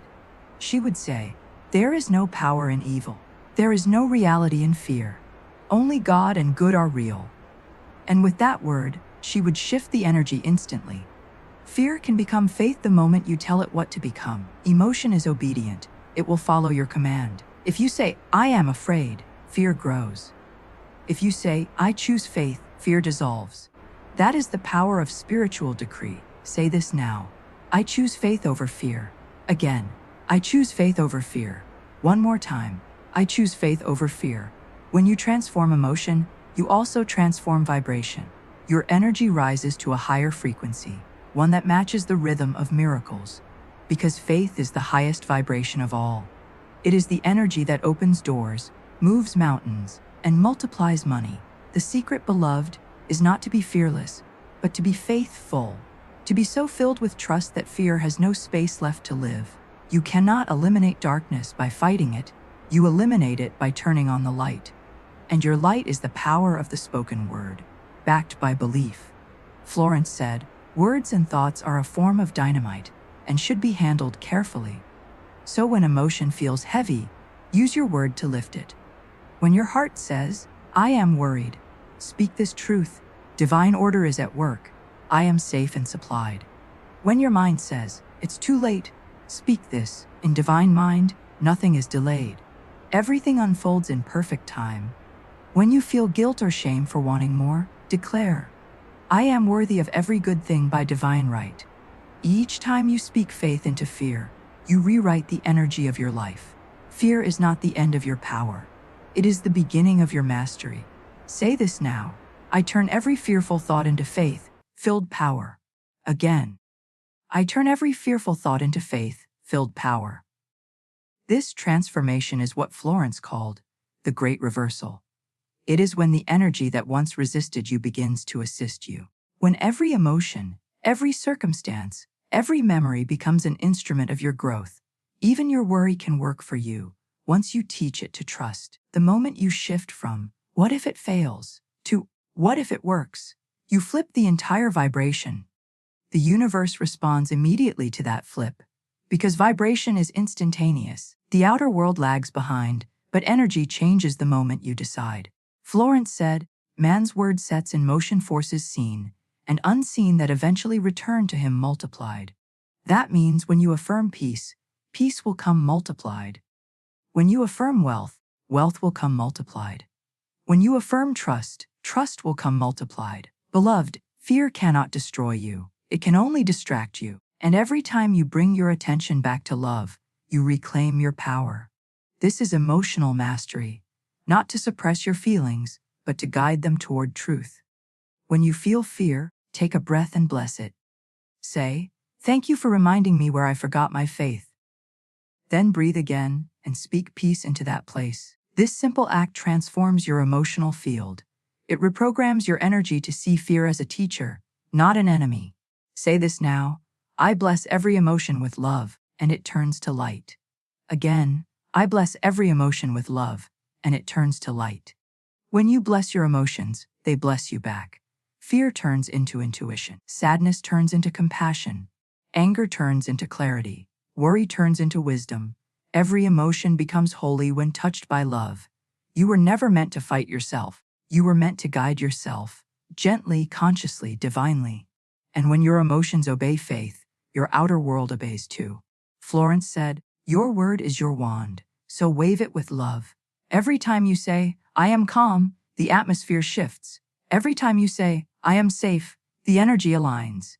Every time you say, "I am abundant," supply begins to move. You are not waiting for peace. Peace is waiting for you. You are not chasing joy. Joy is already in you. You are not earning abundance. Abundance is responding to your energy. Say this now. My emotions are the servants of my spirit. Again, my emotions are the servants of my spirit. One more time. My emotions are the servants of my spirit. Beloved, you are not broken. You are powerful beyond measure, and the proof of your power is not the absence of emotion. It is the ability to transform emotion into light. That is mastery. That is the art of divine living. Every emotion you feel today is a choice: point fear or faith, worry or wonder, resistance or release. Choose faith, choose wonder, choose release, and watch how life begins to shift instantly. Because every time you turn fear into faith, you open a new doorway of abundance. And the universe, ever faithful, ever loving, rushes through that door to meet you. Say this now and let it seal this truth within you. I am the master of my emotions. My emotions now serve my abundance. I am peace. I am power. I am faith in motion. And it is done. There comes a time, beloved, when words must rest and the soul must learn the sacred power of stillness. For in the silence, God speaks. In the quiet, the law begins to work. And in the peace that surpasses understanding, your abundance starts to flow. You have prayed. You have affirmed. You have spoken words of faith. But now, Spirit whispers, be still and know that I am God. A Florence Scovel Shinn said. The Chinese have a proverb. The philosopher leaves no trace of his path. Man must be still and know that the power of God is working in him and through him. This means you do not need to push your blessing forward. You only need to stop pushing against it. The flow of abundance is like a river. When you stir the waters with worry, they become muddy. But when you allow them to settle, everything becomes clear again. Say this now. I find power in my stillness. Again, I find power in my stillness. Stillness is not doing nothing. Stillness is doing everything. In spirit. It is the moment when you stop trying to create and start allowing creation to meet you. The universe cannot deliver peace to a restless heart. It can only mirror the energy you carry. If your energy is frantic, life feels delayed. If your energy is calm, life unfolds with grace. The door to miracles opens not through effort, but through surrender. You are not waiting for abundance to arrive. Abundance is waiting for you to become calm enough to receive it. Spirit cannot enter where fear is screaming. It enters where peace is listening. Florence said, be undisturbed by appearances and conditions. That means when the world looks chaotic, you stay centered in truth. When bills come, you stay in gratitude. When delay appears, you stay in faith. Because the appearance of lack is only a shadow, the reality of abundance is unshakable. Say this now, I am calm in the face of delay. My peace proves my faith. Again, I am calm in the face of delay. My peace proves my faith. Every moment of stillness is a declaration of trust. It says to the universe, I believe in divine timing. I do not need to rush what is already mine. And that belief becomes magnetic. Because peace is not passive, it is creative. It is the frequency that aligns you with your answered prayer. Imagine a lake on a clear day, the water so still, it mirrors the sky perfectly. That is how your soul must become. When you are still, the universe can finally reflect your desires without distortion. It hears your vibration clearly. It knows exactly what to bring. But when you are restless, the surface ripples, your energy sends mixed signals, and the flow hesitates. The calmer you become, the clearer your manifestation. The quieter you become, the louder your supply responds. Florence said, all that you require is already on your pathway. Be still and see the salvation of the Lord. That means everything you need is already in motion. You only need to get quiet enough to see it appear. Say this now. Everything I desire is already moving toward me. Again, everything I desire is already moving toward me. Stillness is healing because it restores your vibration to harmony. It releases resistance. It untangles the energy of worry. It reminds your nervous system that you are safe in divine hands. When you sit in stillness, breathe deeply, and speak softly to your spirit, you are doing the most powerful act in the universe, aligning with peace. And peace is the birthplace of miracles. Beloved, you do not manifest from chaos. You manifest from clarity. And clarity comes only when the waters of your mind are calm. That is why Florence called prayer a spiritual wireless. The signal must be steady for the message to go through. Stillness is that steady signal. Say this now. My calmness is my communication with the divine.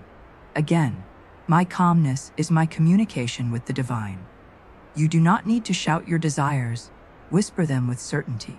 You do not need to rush your blessings, welcome them with grace. You do not need to prove your worth. Your stillness already proves your faith. The world teaches you to hustle. Heaven teaches you to harmonize. The world says, push harder. Heaven says, be still. The world fears time running out. Heaven says, divine timing is never late. When you are still, the universe knows what to do. It rearranges circumstances, inspires people, shifts opportunities, and aligns details you could never manage. All without your struggle, all under grace.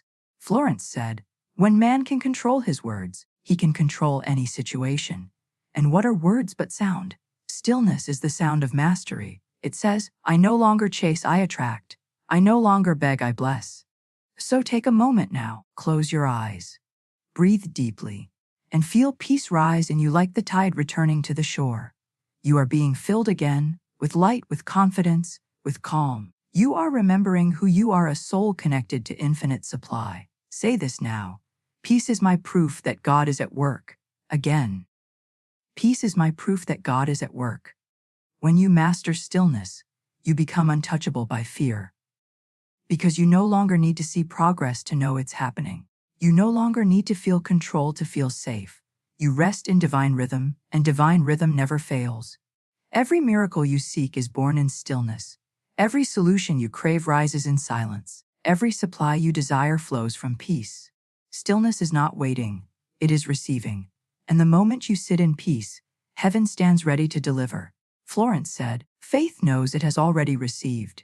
So the calm heart is not hoping, it is knowing. It does not chase, it expects. It does not demand, it allows. Say this now, I allow miracles through my calm. Again, I allow miracles through my calm. And so it is. Every breath you take in peace is a prayer. Every quiet moment is an open channel, and every act of stillness is a silent command that says to the universe, I am ready to receive. Now, beloved, it is time to seal this truth in your heart. You have heard the message. You have remembered the law. You have seen how fear hides behind emotion, how control pretends to be safety, and how stillness opens the floodgates of abundance. Now, you will claim it with your word, your will, and your unwavering faith. Florence Scovel Shinn said, your word is your wand. So today, let your words move the unseen world. Let them rearrange everything that once seemed blocked, and let peace flow like a river through your life. Take a deep breath and say softly, I am safe now. Again, I am safe now. Because that is where all wealth begins, in safety. When you feel safe, you open the door to receive. When you feel safe, you stop chasing and start attracting. When you feel safe, you step into the flow of divine order. Fear cannot live where peace resides. Worry cannot stay where faith abides. And lack cannot survive in a heart that knows its supply comes from God. You have learned that emotion is power, not punishment. You have learned that control is fear in disguise. You have learned that stillness is not weakness. It is the language of heaven. And now, with every breath you take, you are becoming a vessel of peace so magnetic that abundance cannot resist you. Say this now. I am the calm through which miracles flow. Again, I am the calm through which miracles flow. Florence said, faith never fights, it knows. So know now. Know that the universe has already heard your prayer. Know that what you have asked for has already been given in spirit. Know that everything that seemed delayed is only being delivered in perfect divine order. You no longer have to ask, when. You only have to say, now. For the law of supply works instantly when you are aligned with faith. Say this now. It is happening now. Under grace, in perfect ways. Again, it is happening now. Under grace, in perfect ways. Beloved, release every memory that ever taught you to fear money. Release every belief that ever told you must suffer to succeed. Release every thought that says, I must control or I will lose. You have nothing to lose, only peace to gain, because all that belongs to you by divine right can never be taken, delayed, or destroyed. You are not here to chase what is already yours.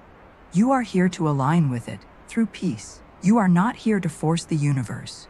You are here to cooperate with its perfect flow. So let your word become your resting place. Let your affirmation become your atmosphere. Say this now: I am in perfect harmony with divine supply. My emotions serve my abundance. My faith multiplies my good.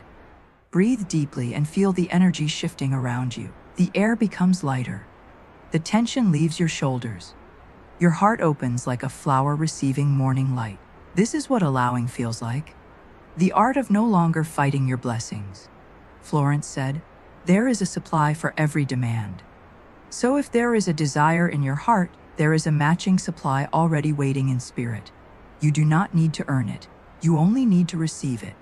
And you receive by faith, through peace and gratitude. Say this now: what I desire is already mine, in divine mind. Again, what I desire is already mine, in divine mind. Every time you feel fear, remember, it is not a sign of failure, but an invitation to trust again. You are not falling behind. You are simply being guided back to faith. Every breath you take in calmness tells heaven, I am ready, and heaven always responds. The law of abundance does not work through panic. It works through peace. The universe is a mirror, and it will reflect whatever you feel most often. So make peace your daily vibration, and prosperity must appear. Say this now: my peace is my proof of wealth. Again, my peace is my proof of wealth. When you are calm, you are commanding. When you are peaceful, you are powerful. When you are grateful, you are magnetic, because faith is not a shout. It is a vibration. It speaks softly but moves mountains. Florence said, gratitude is the law of increase, and complaint is the law of decrease. So even now, thank God for the abundance unseen. Thank God for the blessings already forming. Thank God for the money opportunities and miracles already on their way. Say this now: thank you, Spirit, that money flows to me freely, easily, and under grace. Again, thank you, Spirit, that money flows to me freely, easily, and under grace. Feel that gratitude like sunlight in your heart. That warmth is your proof. That peace is your power. That calm is your currency. You are not waiting for abundance. Abundance is waiting for your peace. You are not asking for blessings. Blessings are asking for your trust. You are not chasing wealth. Wealth is chasing your calm. So rest, breathe, and allow yourself to be blessed. Say this now: I rest in divine flow. I rest in abundance. I rest in faith. And now, beloved, here is your final decree. Speak it aloud with authority as Florence willed. I am the vessel of divine peace and supply. I am calm, I am confident, I am cared for. I release fear forever. I trust the divine law of abundance now at work. All that belongs to me by divine right comes to me now, under grace, in perfect ways. And say it again: I am the vessel of divine peace and supply. I am calm, I am confident, I am cared for. I release fear forever. I trust the divine law of abundance now at work. All that belongs to me by divine right comes to me now, under grace, in perfect ways. And one final time, this time not as a request, but as a command to the universe: I am the vessel of divine peace and supply. I am calm, I am confident, I am cared for. I release fear forever. I trust the divine law of abundance now at work. All that belongs to me by divine right comes to me now, under grace, in perfect ways. Now it is done. The decree is sealed. The energy is released. The fear is dissolved, and peace reigns. You have unlocked the door to abundance. Not by striving, not by chasing, but by remembering that peace is the proof of faith, and faith is the password to heaven's supply. And from this moment forward, may your calmness attract every good thing your heart desires, under grace, in perfect, miraculous ways.